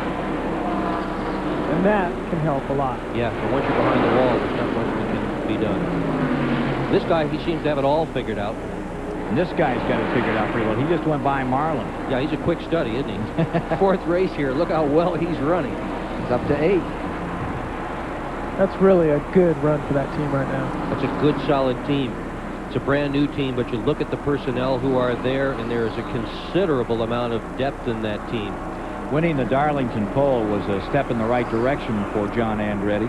Hey, what's the next step in the Cranopus Haas race team? If we can get a win this season, that's on timetable that we like to do, and we think that, you know, we might be capable of doing. It just depends. Like, you know, you need to have your day come to you, and we think that that can happen still this year. We've got a pole behind us now. We're in the Busch Clash, and got in the record club at Darlington, so a lot of good things have happened to us, but still want to get that first win. Because once you get the first pole and the first win, they all seem to flow a lot easier from there on out. Nice guy and a whale of a racer, John Andretti. I think he was being a little modest there because he's actually had a great year, and you can tell he's just a little shy, but he's a strong race car driver, and that's a good team right now. As we watch the man in 8th place, Mark Martin is back in 11th position. And the story on Mark Martin is he is about 4 seconds away from falling a lap down to Rusty Wallace, just about 4 seconds, as Wallace is blistering this 3/4 mile track. You know, the 6 car's been off, as Dick said earlier, all day long, and they've been fighting the chassis, and it looks like the car is just a little bit tight, can't get it freed up enough, and as you can tell, he's going to go down a lap if he remains green here another 30 or 40 laps. And I put my money on him finishing 6th. Why? He finished 6th in 3 of the last 4 Richmond races here. He finished 6th in the spring of 1901. And in 1990, when he won here, he started 6th. Car number 6 seemed just fine, didn't it? I thought 6 was going to be the lucky number. Believe in numbers and do all that? Well, I'll tell you, I showed this to Mark Martin, and he was some interested in it. I would go out and buy a lottery ticket. Yep. Buy number 6. Virginia State Lottery. Let me see. I wish I had some to sell you. All right, here's Wallace in that 2 car, and again, he's now 3 7/10 of a second as he puts a lap on Craven. Presley back after that crash, running well. Look at him, he's fast after all the damage on that car. You can also notice on the 26 car there, they had a wheel fall off earlier, and you can tell it was the left rear. See the damage to the quarter panel. As you get a tight shot of that, left rear wheel came off and tore off the back quarter panel. Why so many things happening with lug nuts in the past 3 or 4 races? What's going on? I mean, that's it's hard to say. Probably teams trying to have an ultimate pit stop. Randy? Dave Marcus is pulled behind the wall, as you said. Dave, what's the problem? Well, we got a very bad vibration, and I thought maybe a rear gear or transmission was going out. Dale says the rear gear seems to be okay, and it don't seem to be excessively hot. We're going to put another set of tires on and try that. We thought maybe it could be a loose wheel. They checked the torque. The wheels were tight. Tough break, man. You had a great start tonight. Well, you know, we had a good qualifying run, and, you know, the folks at the Olive Garden restaurant were very happy, but when we got behind on our first pit stop, I raced hard after that trying to keep up with the leaders, and, you know, just ripped the tires. I was not able to keep up, so we give it a good try. Hey, Dave Marcus, a 2-time winner before they changed the configurations of this Richmond International Raceway. Yeah, and set on the pole here back in the early 70s, Dave Marcus. We'll take a look at number 5. That's Terry Labonte. And he is doing some kind of job. He's closed up on Earnhardt at the present time. And you were asking about lug nuts a couple minutes ago, Ken. And part of the problem is that they make the ratchet, whatever you want to call it, the socket. The way they make that thing is real loose, and it doesn't fit the lug nuts particularly well. So it's easy to have the thing not go on all the way, spin around. One company makes the socket, another company makes the lug nuts, and of course everybody's doing everything to be fast, and sometimes reliability is sacrificed. You think there's an opportunity for enterprise here? Yeah. As a matter of fact, there are a whole bunch of things underway in terms of some very clever sockets that some people have come up with to try to resolve the problem. Here's 18 and 81 getting at it here. That's Kenny Wallace. And right with him is Bobby Labonte, a couple of Busch graduates having a pretty good run out of it tonight. As we look further back, Kenny Wallace being shown in the 22nd position. Bobby Labonte right with him, 21 and 22. You know, Kenny Wallace and Bobby both ran great here in the Busch Car National Circuit. They're just off a little bit tonight, one lap down. Earlier in the race when we had so many Green Flag laps, and right now they're just kind of hanging with it. So many of these cars would be on the lead lap and running up front, except for so many laps under green, and how strong Rusty and Gordon and Earnhardt have been running this whole time. Let's not forget that Darrell Waltrip's in this group, and he's 23rd. That's 21, 22, and 23 right there, with 250 of 400 laps complete, and DW is going to make a move on the inside. Nice to see. He's only one lap down. Don't count Darrell Waltrip out. Remember how he's such a good finisher. End of the race, you may not see Darrell Waltrip all night long, but those last 100 laps or so often Darrell Waltrip comes in and he gets it. Darrell Waltrip is hurt once again. His leg is paining him. Told these people he's going to bring his truck up here. He came up here and ran on Thursday night. Boy, I give him an A for that. No wonder he's got so many fans. 28 and the 10 car having a good battle of their own right now, too. That's fifth spot. That's been going on for a while, and for the moment, 28 takes that fifth spot.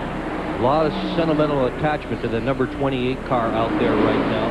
That car was first debuted in the 1992 Coca-Cola 600 by the late Davey Allison, who went on to win here at Richmond in that same car, and Ernie Irvin won here in that same car. And one of the people so responsible and a great TV commentator these days for this car and for racing in general is standing by on pit road. Larry, you were in the broadcast booth last night and watched your driver win the Busch Grand National race. He just took 5th position. What's your perspective now?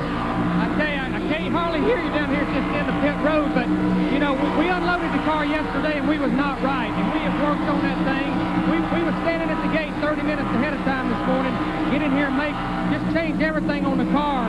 Used some stuff from Dale's Busch car last night, and finally paying off, it looks like. You know, it takes about 20 laps for our cars to come in. That's when Rudd went by. But like once we get to running, we finally keep coming back to it. 1993 Daytona 500 champion Dale Jarrett riding, going around Bobby Hillin, the 75, 8 seconds back from the leader. Dale Jarrett in the 5th position. With the 95 Winston Cup season winding down, teams and drivers finalizing plans for next year, Dick Berggren talked earlier, had a chance to ask Dale Jarrett what's in store for 96. I'm going to drive on the Winston Cup circuit. What else? Whose car are you going to drive in the Winston Cup circuit?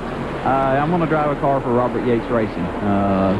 Be a second car here, and just looked at everything. Obviously, it got too late for me to do my own deal because sponsorship-wise, and this looked like the best situation for me for 1996.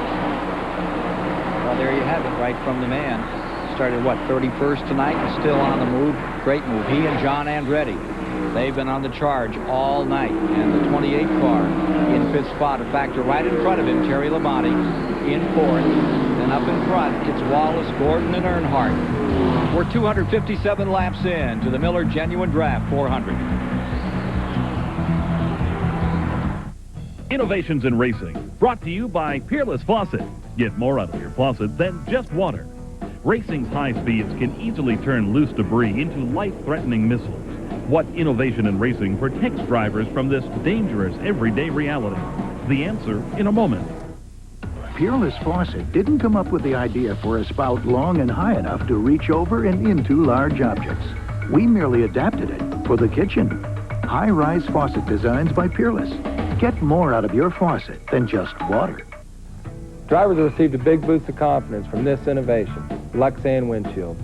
This windshield is made out of the same thing as bulletproof glass, and it's unbreakable. Lexan protects the driver not only in a crash, but it also protects them from debris that may fly off another car.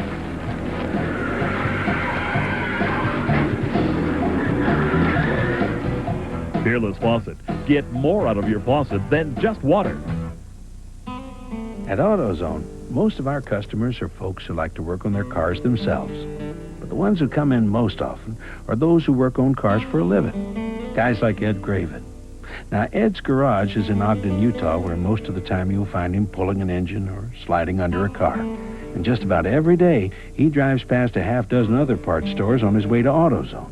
Because Ed knows that when it comes to getting the right part for the right price, there's just no place better than AutoZone.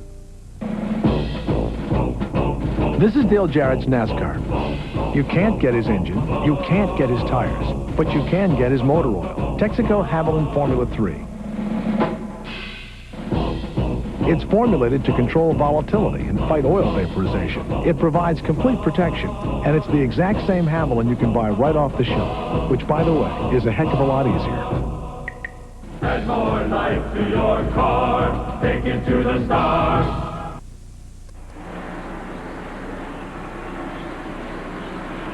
The still aerial platform giving us this shot of the Wheel of Fortune, and we're not sure whose number is going to come up tonight. But right now, if you're down on number 2, you're riding pretty fancy. Rusty Wallace has the advantage over Jeff Gordon and Dale Earnhardt, with Terry Labonte in 4th and Dale Jarrett in 5th. There you see Wallace putting a lap on Bobby Labonte. Continues to fall back. Hamilton has just passed Ricky Rudd, pulled himself up into the 6th position. There you see 2nd and 3rd. There's Gordon, followed by Earnhardt, and there's Terry Labonte closing in, still closing exactly as he did in the last race here. Exactly as he does so many times. That's how he got the nickname Iceman, is he's really calm, he's relaxed, nerves of steel, just takes his time, and look at the end of the race. Terry Melting Labonte. away the competition. That's right.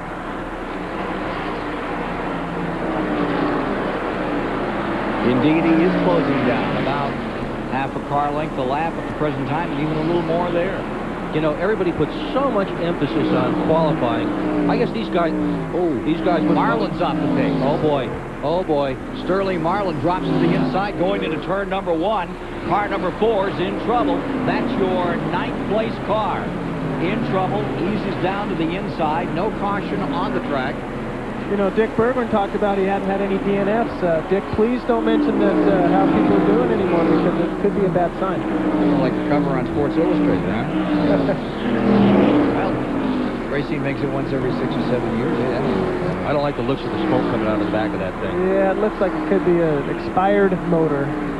Get a report on that in just a moment. Could be a rear end. We'll see on car number 4, Sterling Marlin coming in now down pit road. Gave it a good shot tonight. Not a good sign. Right back to the garage.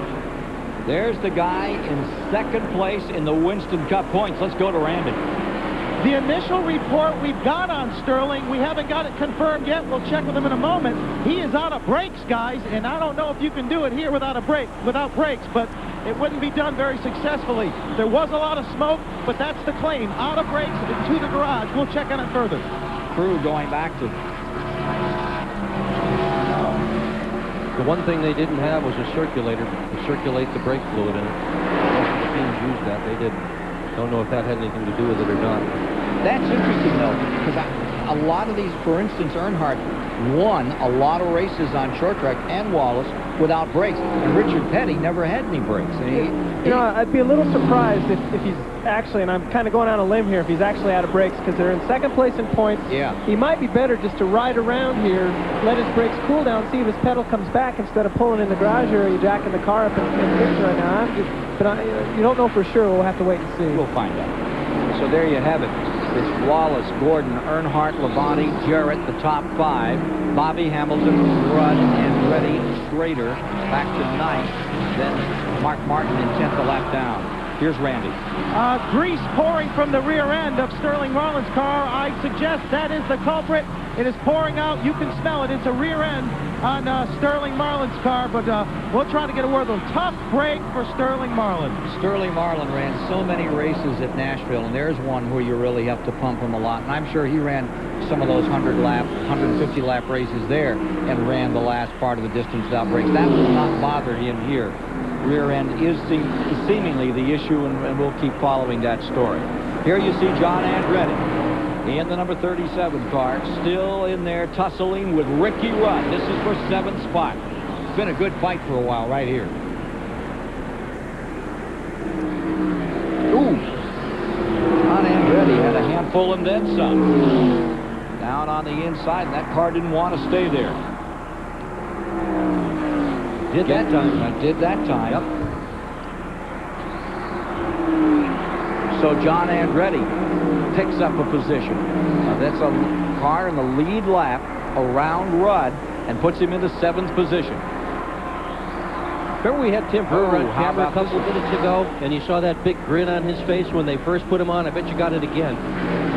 3 cars in here together for 2nd spot. Gordon there, but then Earnhardt takes it away. Terry Labonte getting into this act. We're getting along. 275 of 400 laps are complete. And Terry Labonte, winner the last 2 times out, jiggles that steering wheel through the corner. Let's go back to Randy for another report on the 2nd place man in the standings, Sterling Marlin. Well, they're working on the gear. Sterling Marlin's car. Sterling, that's a bad deal there. What happened? Looks like we burned a gear up. Started vibrating real bad and stinks real bad, so got to put another gear in it and get back out, try to get some points. Okay, the thoughts of Sterling Marlin, 2nd in points. Boy, what a heartbreak. They're going to... That's Jeff Gordon now. Indeed it is for Sterling Marlin and for this McClure team. They have certainly put a show on for us all season long. The season's far from over, though. Charlotte's going to be fun here on TBS. More from Richmond coming up. The Miller Genuine Draft 400 is brought to you by Hardee's. Try Hardee's new $1.99 breakfast combos, fresh from the kitchen at Hardee's. And by Purolator. Legends live on Purolator. Rise and shine! It's morning and it is time for breakfast. You have $1.99. What are you going to do? 4 Rise and Shine combos from Hardee's. Choose a made-from-scratch sausage biscuit, ultimate omelet biscuit, biscuit and gravy, or bacon, egg, and cheese biscuit. We'll give you hash rounds and your choice of coffee, orange juice, or a soft drink. 4 combos, $1.99 each, only from Hardee's. Answer me, Private. Hardee's. All right. Fresh from the kitchen at Hardee's. People ask me to endorse the strangest things. A green recliner? Not much of a sitter. I like going fast. 68 Shelby. And there's only about 300 and some odd made. This car rips. Pure oil now. Keeping them up's half the fun. They all get Purolator filters. Pure oil later. I snag them from the track.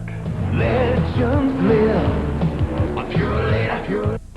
There's no track in the world that's tougher on brakes than the one in Martinsville, Virginia.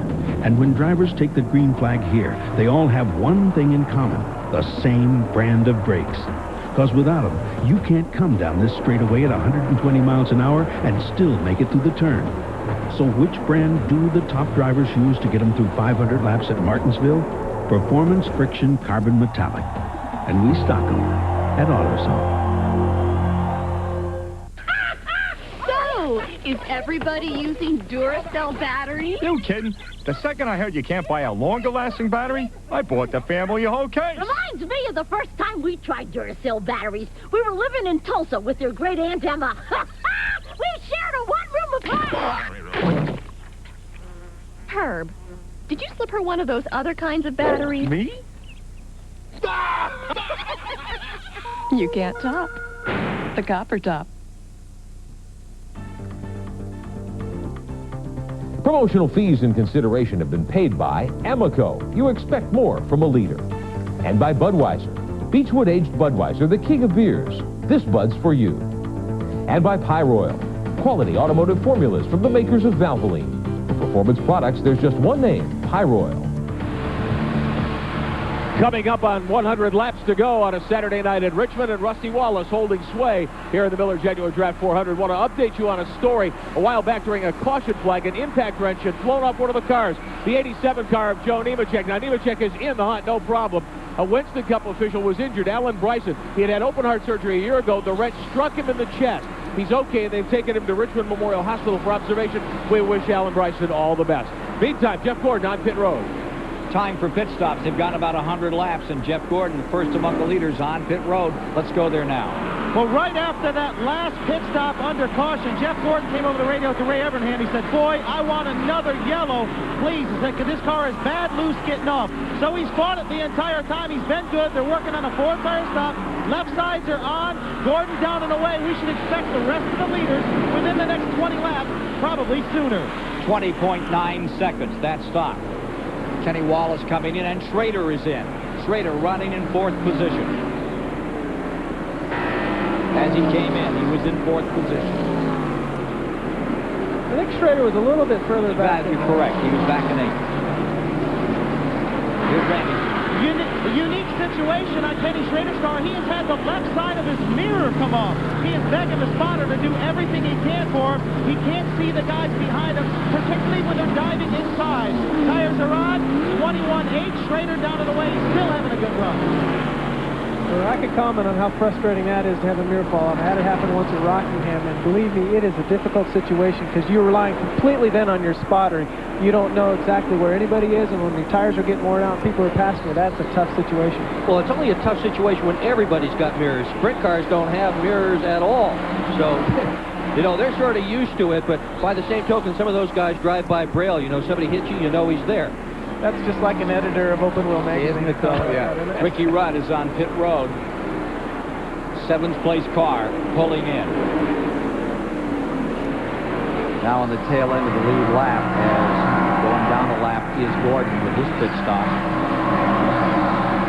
French crew chief Billy Engel is going to be making a move next year. He says he wants to be a race car driver, so he's going to stop being the crew chief on that team.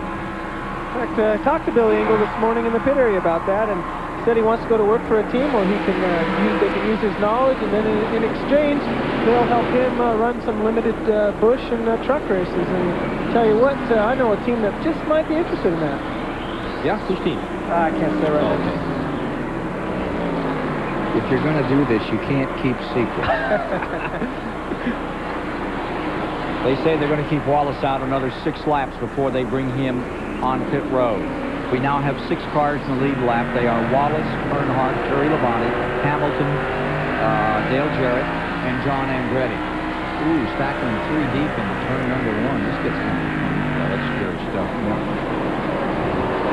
Sorted out, Schrader in the 25 was one of those cars that was involved in the 3 deep. Looks like Schrader must really enjoy those new tires. New tires at a place like this, when you've been running over 100 laps on the same set of rubber, it's like night and day. You just can't believe it. It's like getting a new race car. Does it feel more stable, or is it just faster, Chad? Oh, it's more stable. You know, you can go in harder, you get on the gas earlier, less braking. I mean, it's completely a different deal as far as racing goes. And that's why you also have to use a little caution, though, because you're coming up on lap cars so much quicker. 294 laps complete, and Bill Elliott on pit road. Number 94 in 14th place. Steve? And Bill Elliott is in. So far, the right side has gone very smoothly. We put the gas in. The gas can goes flying back across the wall.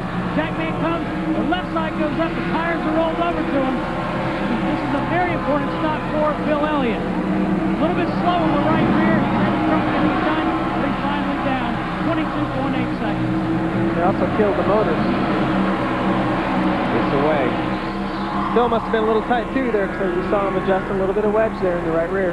Mayfield in, and here's Dale Jarrett running 5th at the time. He pulls on the pit road. Here's Rusty Wallace, leader, making his stop. Just in front of him, Ricky Craven coming down. Craven, the rookie. Right behind him is Wallace. Craven impressive. Dale Earnhardt coming in right behind Rusty Wallace.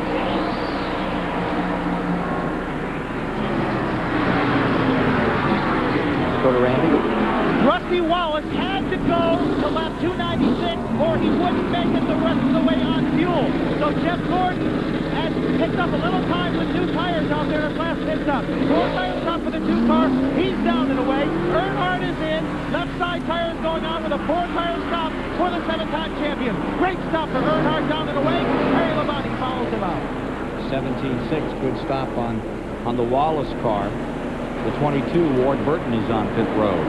He'd been running an 8th a lap down. Here's Bobby Hamilton, another of those cars in the lead lap.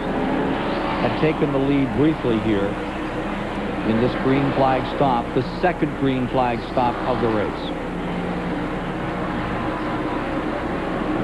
Jimmy Spencer pulling in. That was really close on pit road. John Andretti getting 4 tire change here.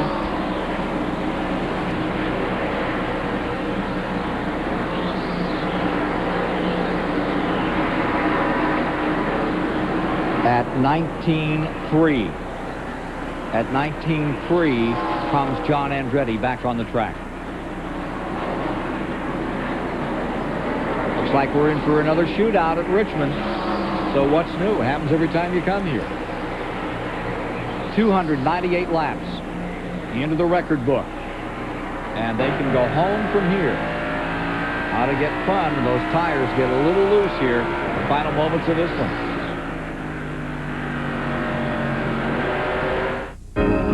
Good morning. Wake up. Wake up. Coffee? Wake up and watch the movie. This is your TBS Sunday morning wake-up call.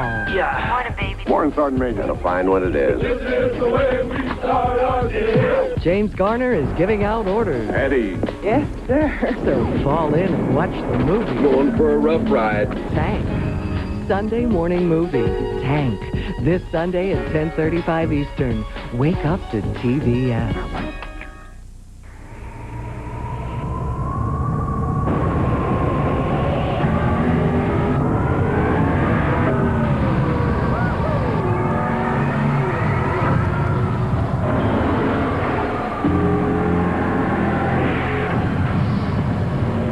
Genuine draft Rusty Wallace stock car.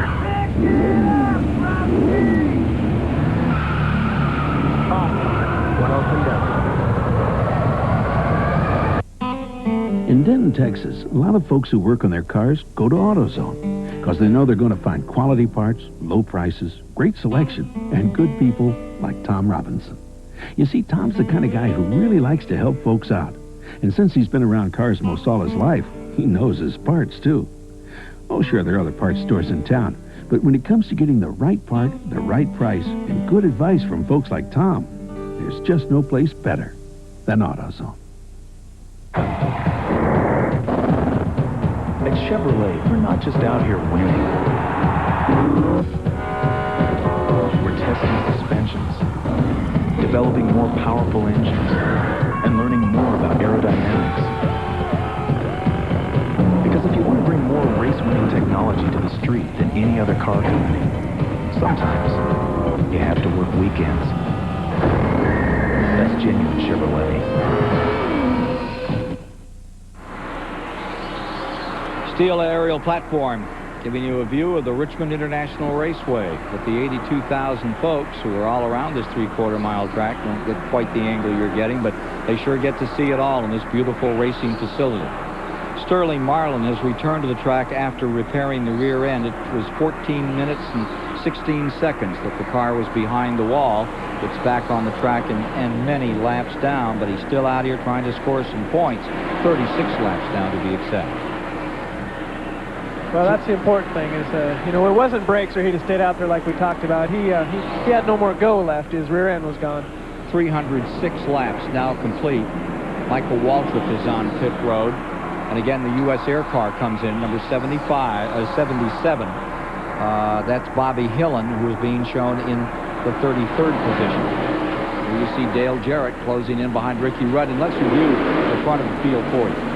It's Rusty Wallace leading, Jeff Gordon in second, Earnhardt in third, followed by Labonte, Rudd, Dale Jarrett, Bobby Hamilton seventh, John Andretti in eighth, and Ken Schrader in ninth. And those 9 cars are in the lead lap. 1 lap down is Musgrave, and then 11th is Ward Burton. Now take a look at this.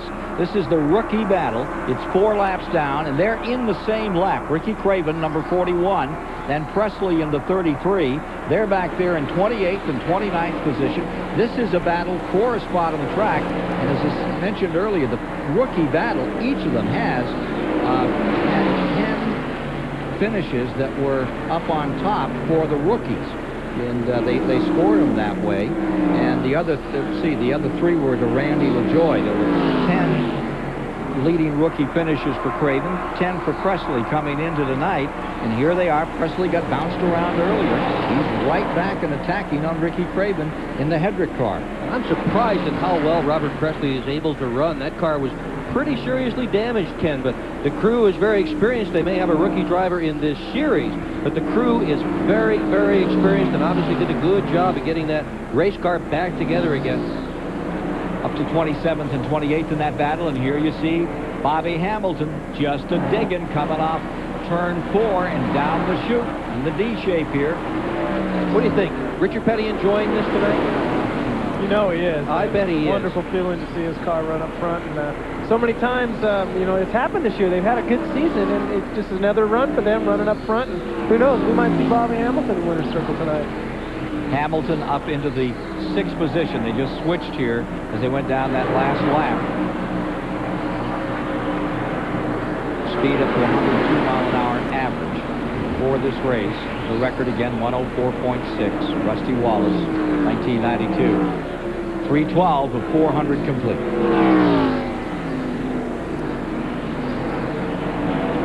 So Bobby Hamilton continues to run this track with authority as the king on his throne here looks on.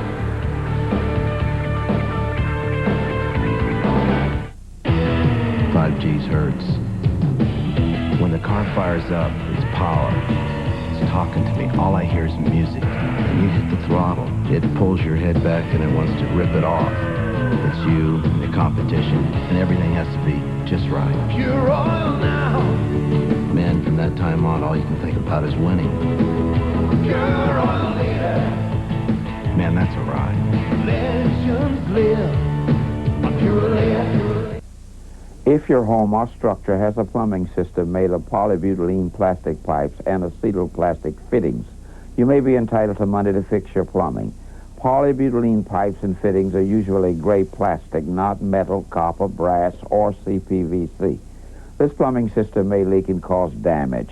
To receive information about the settlement, call 1-800-568-9455. 1-800-568-9455. Peerless Faucet didn't come up with the idea for a spout long and high enough to reach over and into large objects. We merely adapted it for the kitchen. High-rise faucet designs by Peerless. Get more out of your faucet than just water. Look, you're not going to believe this, but Goodyear retailers have lowered prices. An amazing 25% on some of Goodyear's most popular passenger, light truck, and performance tires. Other sale prices start at $19.99. Hurry, this sale ends soon.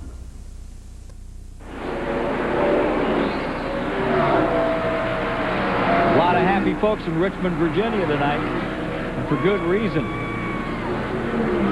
We've got a battle royal between Wallace, Gordon, and Earnhardt, and there's the man leading it right now. Three-time winner of the event, Rusty Wallace, is out in front. He has a 3-second interval over second place, Jeff Gordon, at the moment, but there's a long way to go in this one. Yeah, there really is an awful long ways to go. We're still some 82 laps before the end of this thing. Jeff Gordon has run strong all night long. He has never won here. Earnhardt, the black number 3, right behind Gordon. He's got 5 of them here. He knows how to get around here. He knows how to win races here. Earnhardt back there in third. Then right behind him, you see Rick Mast in the number 1 car. He's a lap down in 13th position. Good run tonight for Rick Mast.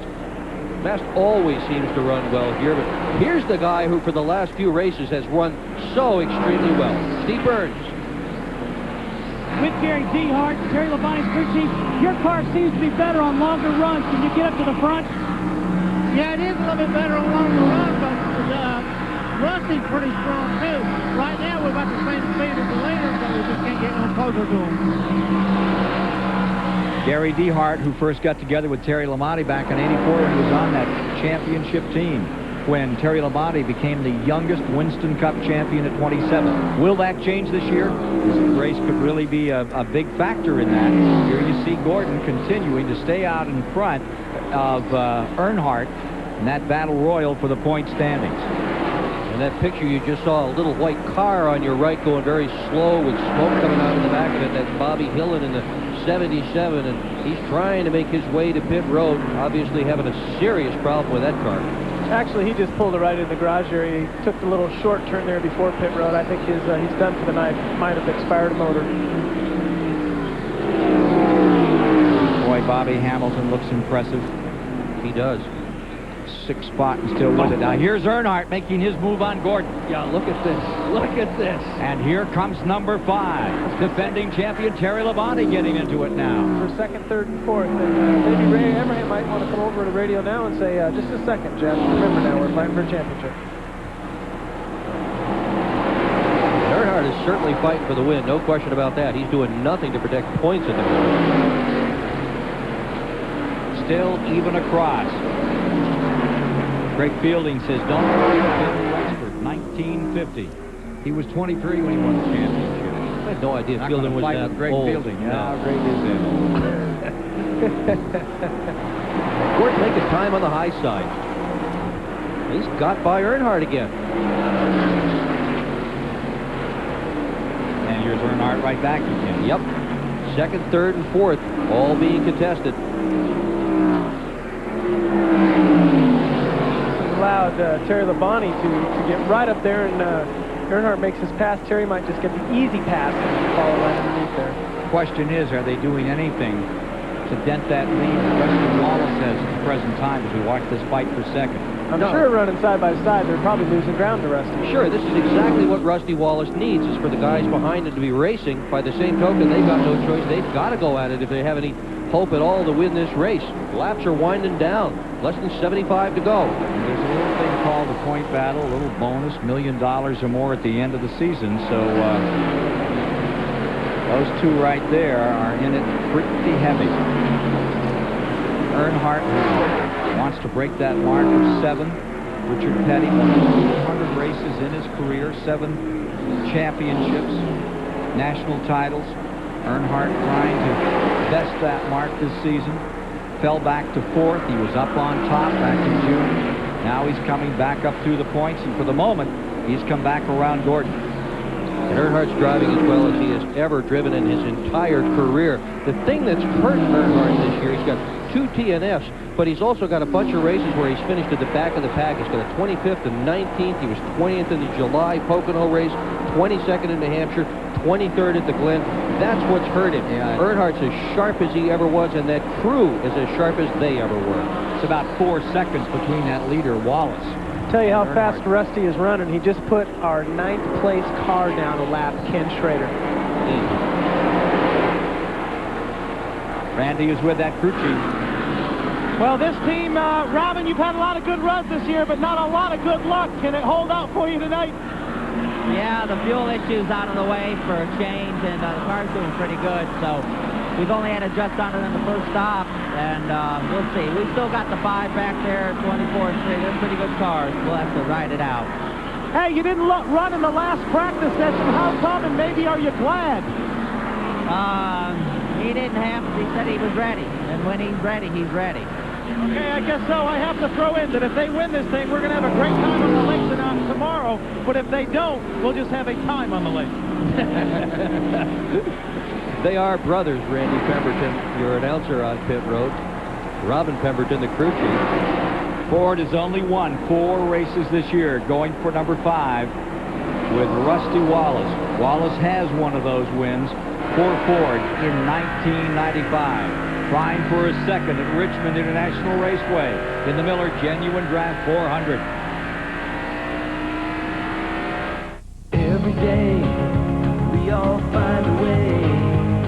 A promise made, a promise kept, giving it our best. America's most complete source of auto parts, a national warranty program, and customer service only Napa can give.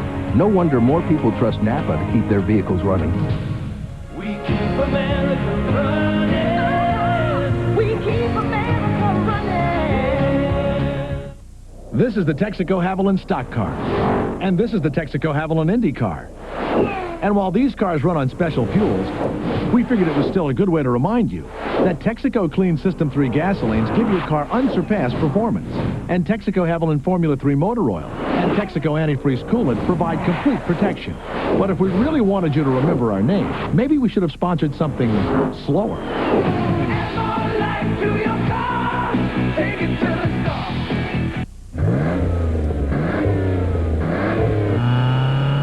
With new spark plugs, you get improved performance for a while. But only Bosch Platinum has a pure platinum center electrode that's heat fused for an airtight seal. So Bosch Platinum reaches its self-cleaning temperature faster for full engine power over a longer performance life, which means you'll replace a lot of other things before you change your Bosch Platinums. Bosch Platinum, the ultimate spark plug. Hello, I'm Boyd Mattson. This famous singer and his son challenged the Colorado. Let James Taylor's son Ben take you on the ride of your life through the Grand Canyon. National Geographic Explorer, Sunday at 9 Eastern. Turn to PBS. Promotional fees and consideration have been paid by Steel Power Equipment, makers of a full line of leaf blowers, trimmers, and chainsaws. Quality you can depend on in steel territory. Back into the time, 3:38 complete. 8 cars in the lead lap. Wallace, Earnhardt, Terry Labonte, Gordon, Jarrett, Hamilton, Rudd 7th, and Reddy on the tail end of that lead lap in 8th. Continuing to watch the fight for second spot. Earnhardt there in the number 3, followed by defending champion Terry Labonte. Interval between first and second has been cut to 3 8/10. It was 4.5 a little while ago. So they're chewing up a little on Wallace's advantage in this race.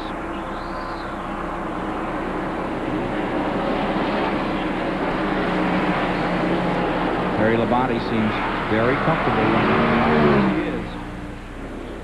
Now he's moving to the inside just as smooth as Terry Labonte has always been.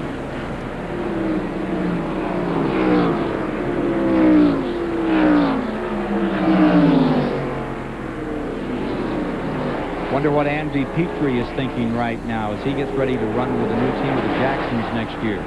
Wonder what's going through. Well, that's a good question. Ken will ask him, hey, you're reeling in Rusty, but a caution would help, but can you get him before this race closes? Well, I don't know. It depends on how the run goes. That's all they do. That 5 car looks like it's pretty good right now. You know, it's hard to tell. Okay, that's the thoughts of Andy Petrie. A caution would certainly help, but as we said, we've had a touch on him. He's reeling him in. But how hard is Rusty running right now? 342 of 400 now complete. Earnhardt earns himself about a 1-car length advantage over Terry Labonte. Gordon still 4th, Dale Jr. 5th, Bobby Hamilton 6th, Rudd 7th, and Reddy 8th. 9th a lap down to Schrader, followed by Musgrave 10th, and Ward Burton in 11th. There's your leader. Trying to put another lap on Ward Burton. You know, incentive to win things out here. Sponsor of that car number 2. Put $5,000 down for the cerebral. Whoa! Bouncing. Keep that thing smooth and gliding. It's good to see Rusty taking it easy right now. Yeah, he's obviously comfortable in the lead, isn't he? Sponsor put $5,000 down for the Cerebral Palsy Association and said, we'll put $5,000 more down. We'll sign a check if our driver can win. They went over and told Rusty that, and he said, you better write the check now before the race because I'm going to go out there and do it. Apparently, he took it to heart. He must have been confident. We heard a report earlier he didn't even go out the last practice. That's a confident driver with a good race car. And that's Earnhardt a lot of times. He'll quit, you know, run a couple of laps in happy hour and say, hey, this is okay. Well, by the same token, the practice sessions today were run under a hot afternoon sun. Look at this, change of position. Labonte for second place. And right now we're running under the lights. It's a whole different racetrack, and you can adjust yourself right out of the show by practicing on a hot day when you're going to race under the stars. Dead right, because you got a stable track for the whole show here tonight. It doesn't change once they drop that flag. As far as the track may get a little cooler, but it's not like that afternoon stuff, right, Chad? Well, and that's what we were talking about earlier with the track wanting to be a little bit loose in the heat, and then tonight it's cool and the track tightens up. So do we loosen it up and go too far, or do we hit it right? Rusty probably said, hey, I don't want to go out right now. The track's hot. This car felt good. I'm going to leave it alone, and it's ready for tonight. Waltrip said after the truck race, that halftime intermission, I said, gee, you ran a great first half. Then they have that halftime break. And he said, yeah, the only problem is that darn intermission. He says, you always know you can make it run a little better. He said, I ran myself right out of the race. I needed Frank Rader, his father-in-law, here to help me. Pardon? Okay. We are up to lap 3:49, one lap, and we'll have 50 to go. And look at this, still going on. Well, this is when Labonte went under Earnhardt. They go down into turn number 3, and Labonte didn't slide up this time, so Earnhardt could pull his old move and get underneath him. He stayed down low, and Earnhardt stuck in third. A nice job on the brakes to be as smooth as that and be able to hold the car down. And look at Labonte's putting some distance between himself and Earnhardt. Are we going to see Labonte win another one of these things from the back? No, the question is, with 50 laps remaining, we're on lap 350 right now, can Labonte catch Wallace? That's a long ways to go under green. I think we need a caution for that to happen. I don't know. He's done some pretty impossible things so far. He won the spring race at the spring race here at Richmond, starting 24th. At Pocono, he won after starting 27th. Last year, he won Phoenix after starting 19th. Intervals 3:04 Look of a at second. He's closing in. Yeah, look at him go. 2 laps ago, it was 3 and 8. Now it's 3 and 4. 3.4. Last year's finish in this race, Terry Labonte won it with Gordon second, Earnhardt third.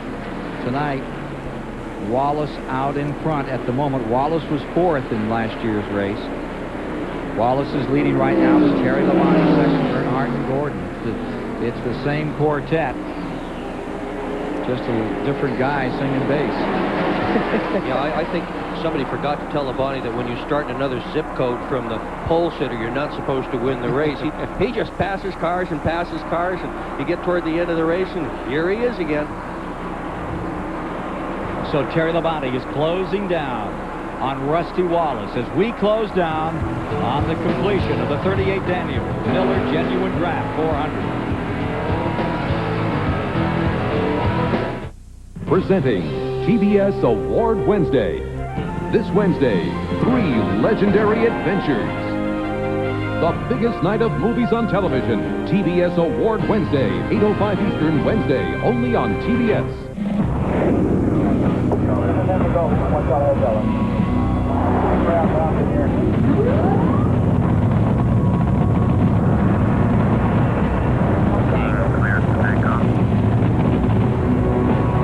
Kenny Bernstein's Budweiser King Top Fuel Dragster.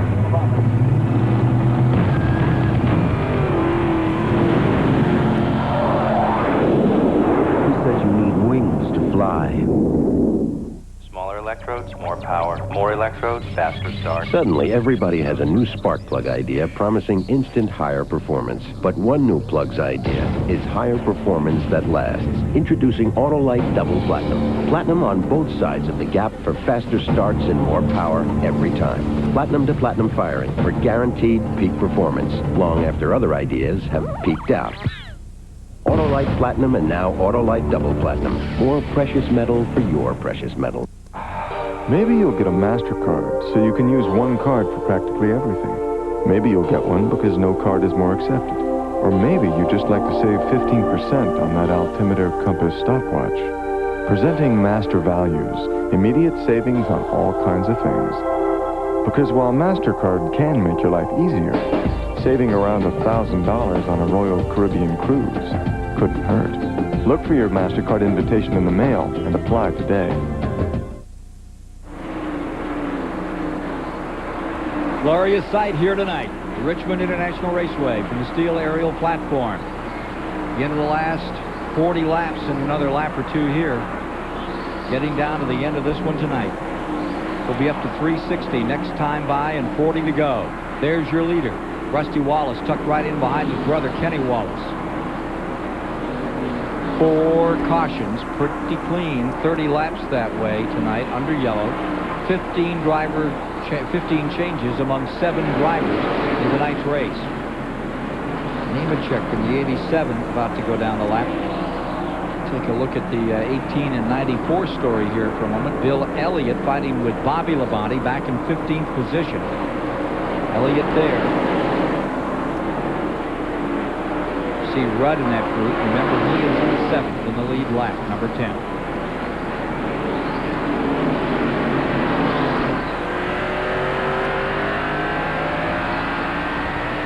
Good shot of Bill's in-car camera there, looking back at the Ricky Rudd car and the Robbie Bonney car. Hey, in the last 3 laps, Rusty Wallace has picked up a little. It was 3.3. He's gone back to a 3.5 advantage over the second-place campaigner, Labonte. Rusty got through some traffic and then was encountered by Labonte. So it's kind of a, shake me, shake you. Got to get through it. Your turn now, buddy. Traffic making the difference in those times, so they're pretty steady between the two. Shortage of caution flags has spread this field out considerably, so the leader has been in traffic for a long, long time, and so has Terry Labonte. Everybody seems to have somebody in front of them they're trying to put down a lap. Right now, John Andretti is in danger of going down a lap in that number 37 car. 8th place car. Yeah. Rusty Wallace says he's going drag racing next year, pro stock. You hear about that?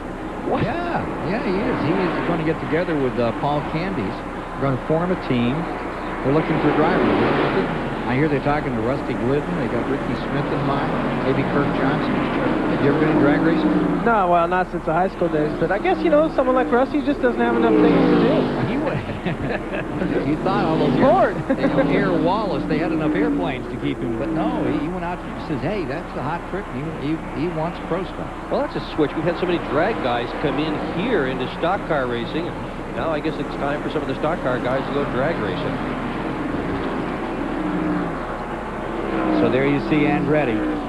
Very close to falling off that lead lap right now. He'd like a caution at this moment. Yeah, you sure would. 8th place, but still an excellent run for Pranipus Haas and Tim Brewer's effort. He's got every right to stay out there, but once Rusty gets underneath him or over the top of him, he'll just let him go. He's not going to mess with the leader, I'm sure. Schrader back in 9th, 11th down. Musgrave 10th. Ward Burton 11th. Rick Mass 12th. Jeff Burton 13th. And then it's Martin 14th. Elliott 15th. Bobby Labonte 16th. Kenny Wallace 17th. Dick Trickle is 18th. 19th would be Brett Bodine and Darrell Waltrip. Whoa! The top 20. Rusty got that thing bobbling coming off the corner, trying to get a good shot on John Andretti. Close call coming up to take another look at Ward Burton and the number 5 car, Terry Labonte, trying to move underneath. You can see him driving off of turn 4 there, and it looks like Ward got a little sideways, got in the throttle a little too hard, and could have collected Terry in that one. That would not have been very good. Like Saturday night at the dirt track races, hanging the tail end out like that. Here we go back to those open wheel dirt races. Yeah. So Wallace gets around John Andretti, puts him a lap back. Goes to work on Bobby Labonte. Bobby's told by his spotter that he's there, and he moves over nicely for him. And Rusty Wallace drawing away now. Beginning to work in Wallace's favor. Back to over 4 seconds between first and second place. Rusty Wallace and defending champion Terry Labonte. The 3-time winner of this race. Wallace trying to make it 4. About 3:57, the interval was 3.22 seconds. Now it's 4.20 seconds, so it took a full 10 laps for Rusty to gain a second on Labonte. Here's Labonte. You can see how close he is.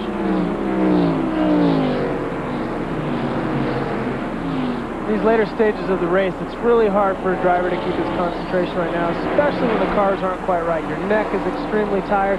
Richmond is very hard on driver's neck because of the D-shaped front straightaway. Legs are getting tired, arms and so on. And the cars that are working good, it's not quite so bad. So Rusty and those guys running up in front, they're in a real good zone and they're running good. But the guys right back in the middle and the cars aren't quite handling good. This is the kind of the late stages of the race where you might see an accident develop because the drivers lose his concentration. The tires are tired too, so that goes into the mix. Makes it very easy between driver fatigue and tire fatigue for something to happen. Like him or dislike him, Earnhardt always seems good in the end of these races. In the beginning, in the middle. Yeah, but I mean, he almost does not mentally seem to wear out these things. Nope. He just doesn't seem to get tired at all, does he? Rusty either. When they get all done with the races and jump out of the cars and you look at him, you think they'd be exhausted, but they look just as fresh as when they first got into the car. That's physical preparation, mental preparation, and experience as well. I think one other factor too that we don't talk about very often, that is how relaxed the veteran drivers are inside their race car. They're so comfortable, whether they're passing somebody outside, inside, whether they're 3 abreast or whatever, they're always so comfortable, they're relaxed. And you know, when your muscles are relaxed, when you're thinking more clearly, you're also not using as much energy as you would normally if you're tensed up. It's one of the big keys to racing these days is making the guy that's in the cockpit as comfortable as you possibly can. Hey, folks, I think we'll take a break right here, then stay with you right through to the finish as we get a caution, as we watch the runoff of this one with Rusty Wallace, commander. You want them? PBS has them. Movies for guys who like movies. This Sunday, Danny Glover hunts down an alien. Predator 2. Movies for guys who like movies. 7 Eastern Sunday night. Only on PBS. Every day, we all find a way. A promise made, a promise kept, giving it our best. America's most complete source of auto parts, a national warranty program, and customer service only Napa can give. No wonder more people trust Napa to keep their vehicles running. We keep America running. We keep America running. The amazing split-fire spark plug won a United States patent. Does it really work? Is it that much better? It's guaranteed. 5 extra horsepower by merely installing these plugs. You'll feel it work. Guaranteed. A 4.8% gain in mileage. You'll save because it works. Guaranteed. There's nothing like a split fire. You'll get more power and more mileage for your money back. You'll get more here, and you'll spend less here. Guaranteed.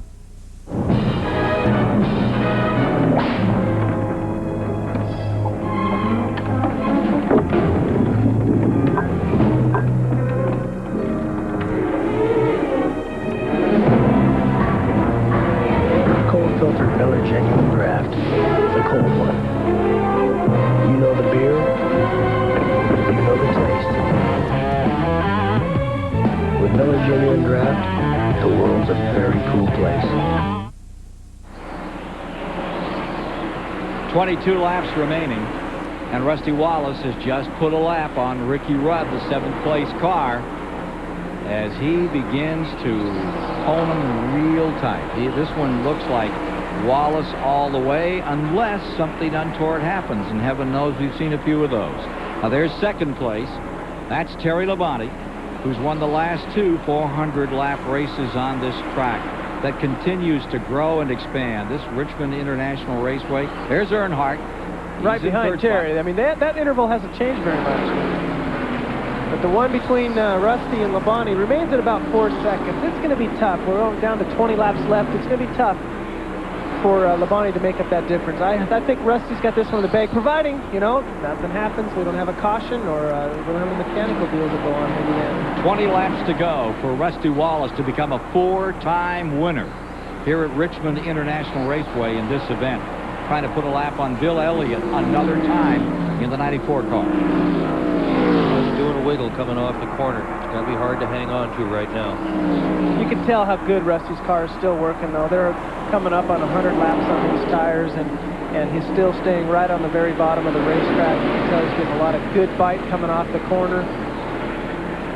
His brakes were cherry red going into that first corner. You could see it in that shot. Look at Dale Jarrett going after Gordon here. Now, this is for 4th. He's going to get him. Maybe a little go-ahead deal going on there. What do you think? It looked like Gordon gave that up. But it might just be that he's been running the tires off that car, and he knew Dale was coming. And Dale's there. Dale Jarrett picks up the spot on Jeff Gordon. That's for 4th. Gordon falls to 5th. I think he'd want to give it away with 17 laps to go in this event. Jarrett from 27th spot up to 4th. What a run. Yeah. And Gordon had pitted maybe 10 laps earlier than Jarrett in that last pit stop. Did that make that much difference in those tires? Probably not if they have 60 or 70 laps on them, but, you know, it could make a little bit. I think as you're getting this many laps on them, a 10-lap difference in pitting isn't make that much of a difference. Mark Martin in the 14th position, car number 6. And they announced today that now there are 2 other drivers, a 3-team deal, and I thought Martin handled his press conference very well everyone said, now, how do you feel about having a third teammate? And he said, you know, if I were an owner, I would want probably to do the same thing with the success Jack Roush has had. I can understand as an owner. But he never said really how he felt as a driver. I still don't think he likes it. Well, I kind of read between the lines there a little bit. He said, I'll be the first one to congratulate Ted Musgrave when he wins a race. But he also kind of said that I'll make sure that the team is clicking, there's no jealousies, and I'll speak out if there is. Yes, and he believes it, too. Well, everybody's looking at Rick Hendrick's organization and seeing the tremendous success that they have had by sharing information, and that's a key element to it. Sharing 7th place, Ricky Rudd and Michael Andretti for the moment. Here's Ricky Rudd trying to come around, and this is a lap down between these two. 7th place is available. John Andretti hooks it to the bottom and holds it there. Nice easy line by Ricky Rudd up on the outside, who's tasted victory here in the spring race. John Andretti stays right on him. 7th place. And here comes Bobby Hamilton under Gordon. So Gordon is no question about it. He's got some problems with those tires as he continues to back up. That puts Bobby Hamilton up into 5th spot. So he's not just giving this stuff away. No question. It just goes to prove you don't have to like a racetrack to run well on it. This is not one of the favorite tracks in the Hamilton scrapbook, but he sure runs it beautifully. So I think it makes me work harder. Down to 10 laps to go. There's Darrell Waltrip in the 17. Still out there, still giving it a go. Gordon's responsibility here will be to keep that car in one piece for these last 10 laps so nothing goes wrong. Protect that points lead no matter what. 21st position for Waltrip. Keeps it on the bottom, and here again, here comes Ricky Rudd closing in for another time on John Andretti in their struggle for 7th. Meanwhile, up in front, Rusty Wallace. Only once since his '89 championship has Rusty Wallace been out of the top 10 here at Richmond. 13 races. That's a pretty phenomenal incredible? statistic when you think about it. One time in that many years that he's been out of the top 10 at this race. Top 5 11 times. There he is. There's the 3 right back up with Yep. Labonte. He might have a race here for second as we come down to the last few laps. 4 and 1/10 seconds to the leaders. So Rusty Wallace has him covered. For 2nd spot, Terry Labonte and Earnhardt. You saw in that aerial shot how Labonte took his car right out to the wall. Earnhardt followed him right out there. That's kind of dangerous territory with tires as tired as these are. Tired tires. Yep. Boop. Look at that. I mean, really, there's just nothing there between the wall and Labonte's car except a little tiny bit of air, but he just gets it right out there, and that is a reflection of a lot of skill and a lot of courage, too. Great shot. Just him and his shadow out there, and that shadow shrinks when he gets to the wall. Well, that shadow hits the wall Shrinks every back lap. under the cars, Yeah. what it does. Terry Labonte in 2nd spot, and Earnhardt in 3rd, and Rusty Wallace has driven his shoes up out here tonight to get himself up through the field, make himself a candidate to win it. Came from 7th, was much further back, fought his way up with 5 to go. You've really got to have a roll of the dice that's snake eyes or boxcars to lose from here, huh? Well, something's got to happen for Rusty to lose the lead, but by golly, 2nd spot is long from decided, and here is the race for 2nd right here with Terry Labonte, who had won 2 in a row in Winston Cup here at Richmond, currently holding it. Earnhardt looking for that position. Just 4 to go. And Earnhardt nipping away in that old point battle. Yeah, he may have come in 294 down, but he's been that far down before when you got to Dover. Seems far from over. Hey, don't forget to be with us here in October. Be at Charlotte, North Carolina on the 8th. It'll be a great show. 500 miles. Yeah. And you'll see it on TBS. Now we are with those final. Those Earnhardt making a move. He got a great bite coming off of turn number 2. And you could see just a little bit of a struggle. Swirling was number 5 for just a moment, and that's all Earnhardt needs. He comes up even. They'll probably run side by side like this down to the wire. Earnhardt with 2 wheels under the yellow line. Terry Labonte right back up. Look at that. A little more RPM as you go in. A little better bite on the inside coming out. Nice. What it's all about. Yep. This is Saturday night stock car racing right here. White flag is down on those leaders. White flag is out. Wallace is going to come home. Battle is right here. Labonte and Earnhardt decided for second position. Checkers about to fly for the 4th time and 41st Winston Cup victory coming out for Rusty Wallace. But the story is right here, and there he is waving as he crosses the line. And the battle for second at the stripe. How about Terry Labonte? Gordon now has a 279-point lead over Earnhardt. Wallace 7th in the points as they came in tonight. 41st career win. Oh, boy, that looked like. Let's get downstairs to Rick Benjamin quickly here. All right, thank you, Ken. The Plasticoat Winning Finish Award will go to the crew chief of car number 2. Rusty Wallace, the winner tonight here at Richmond, the Miller Genuine Draft 400. And Plasticoat, the winning finish of NASCAR. And let's meet the crew chief of car number 2.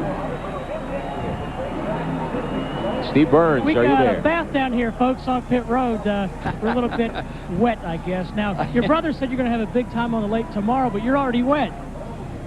Yeah, I've been called worse than that, I guess. We're going to have a good time tomorrow. I had a great time tonight. This is how the season should be going all along. We've just had a real rough year so far, and everybody did a great job.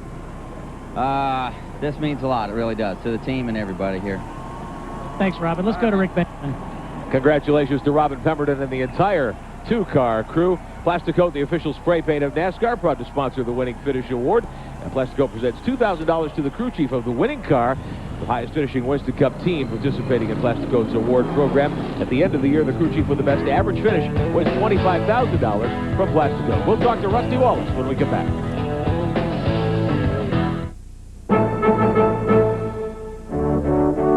Someday in the future, every car will be maintained by Precision Tune. Every brake job, oil change, and scheduled maintenance service will be performed by our skilled technicians at prices that are the envy of dealerships. All backed by our 12-month, 12,000-mile guarantee, leaving tow trucks free to spend their time on more artistic pursuits. Precision Tune, a lot more than tune-ups. You know, working at AutoZone is more than just looking up parts or ringing up sales. Most of all is listening.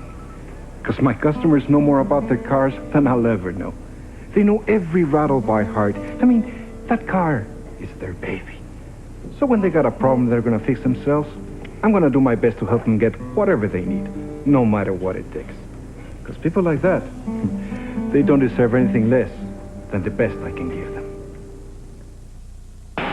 Rise and shine! It is morning and it is time for breakfast. You have $1.99. What are you going to do? 4 Rise and Shine combos from Hardee's. Choose a made-from-scratch sausage biscuit, ultimate omelet biscuit, biscuit and gravy, or bacon, egg, and cheese biscuit. We'll give you hash rounds and your choice of coffee, orange juice, or a soft drink. 4 combos, $1.99 each, only from Hardee's. Answer me, Private. Hardee's.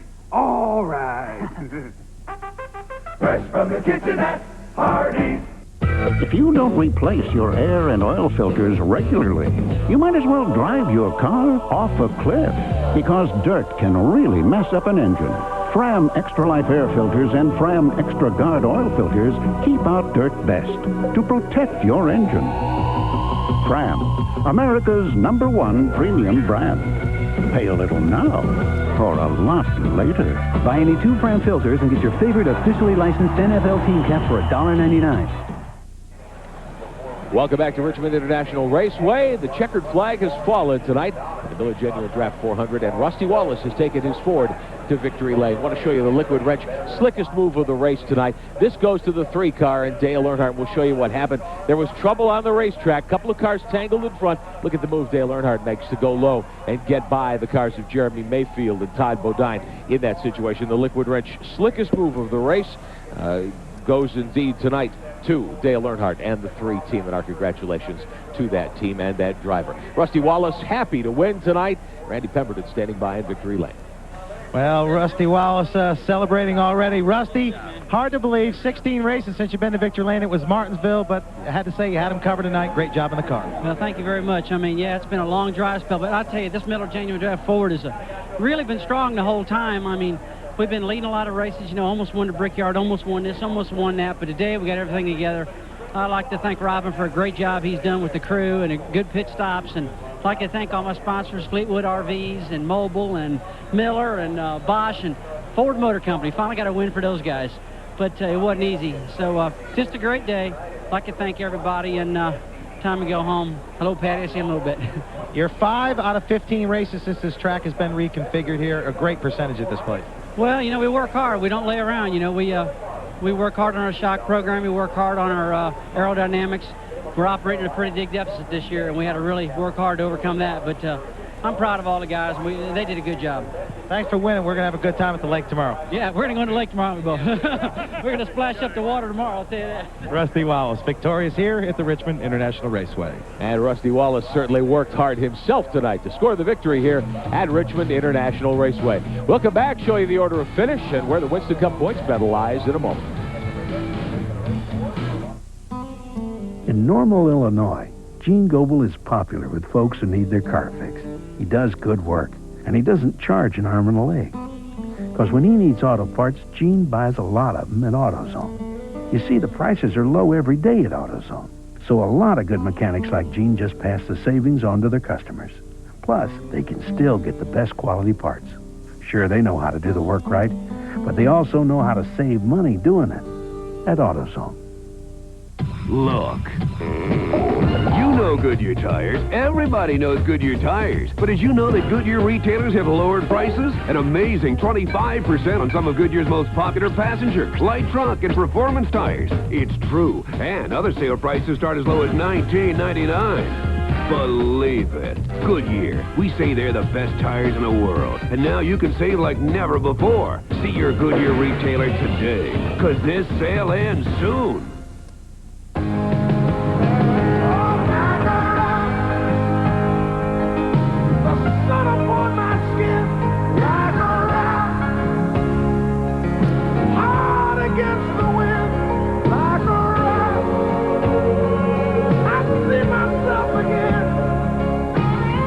No automotive company has won more races over the last 30 years than Chevrolet.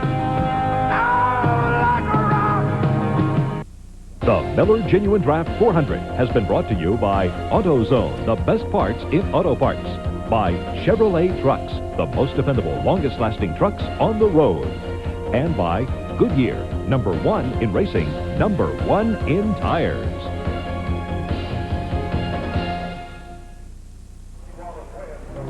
Averaging 104.429, just barely missed the record. Rusty Wallace, the winner as we look at the final standings tonight. A thought from Dick Bergman. With Sterling Marlin going laps down, Jeff Gordon protects his solid lead. 6th place finish. Chad Little, nice to have you with us. Well, I sure appreciate it again. I had a great time. I get to see a good race from up here, and I learned a little bit myself, so we'll do it again sometime. I sure hope so. Rusty Wallace drove a car named Ronnie in honor and memory of Ronnie Hopkins.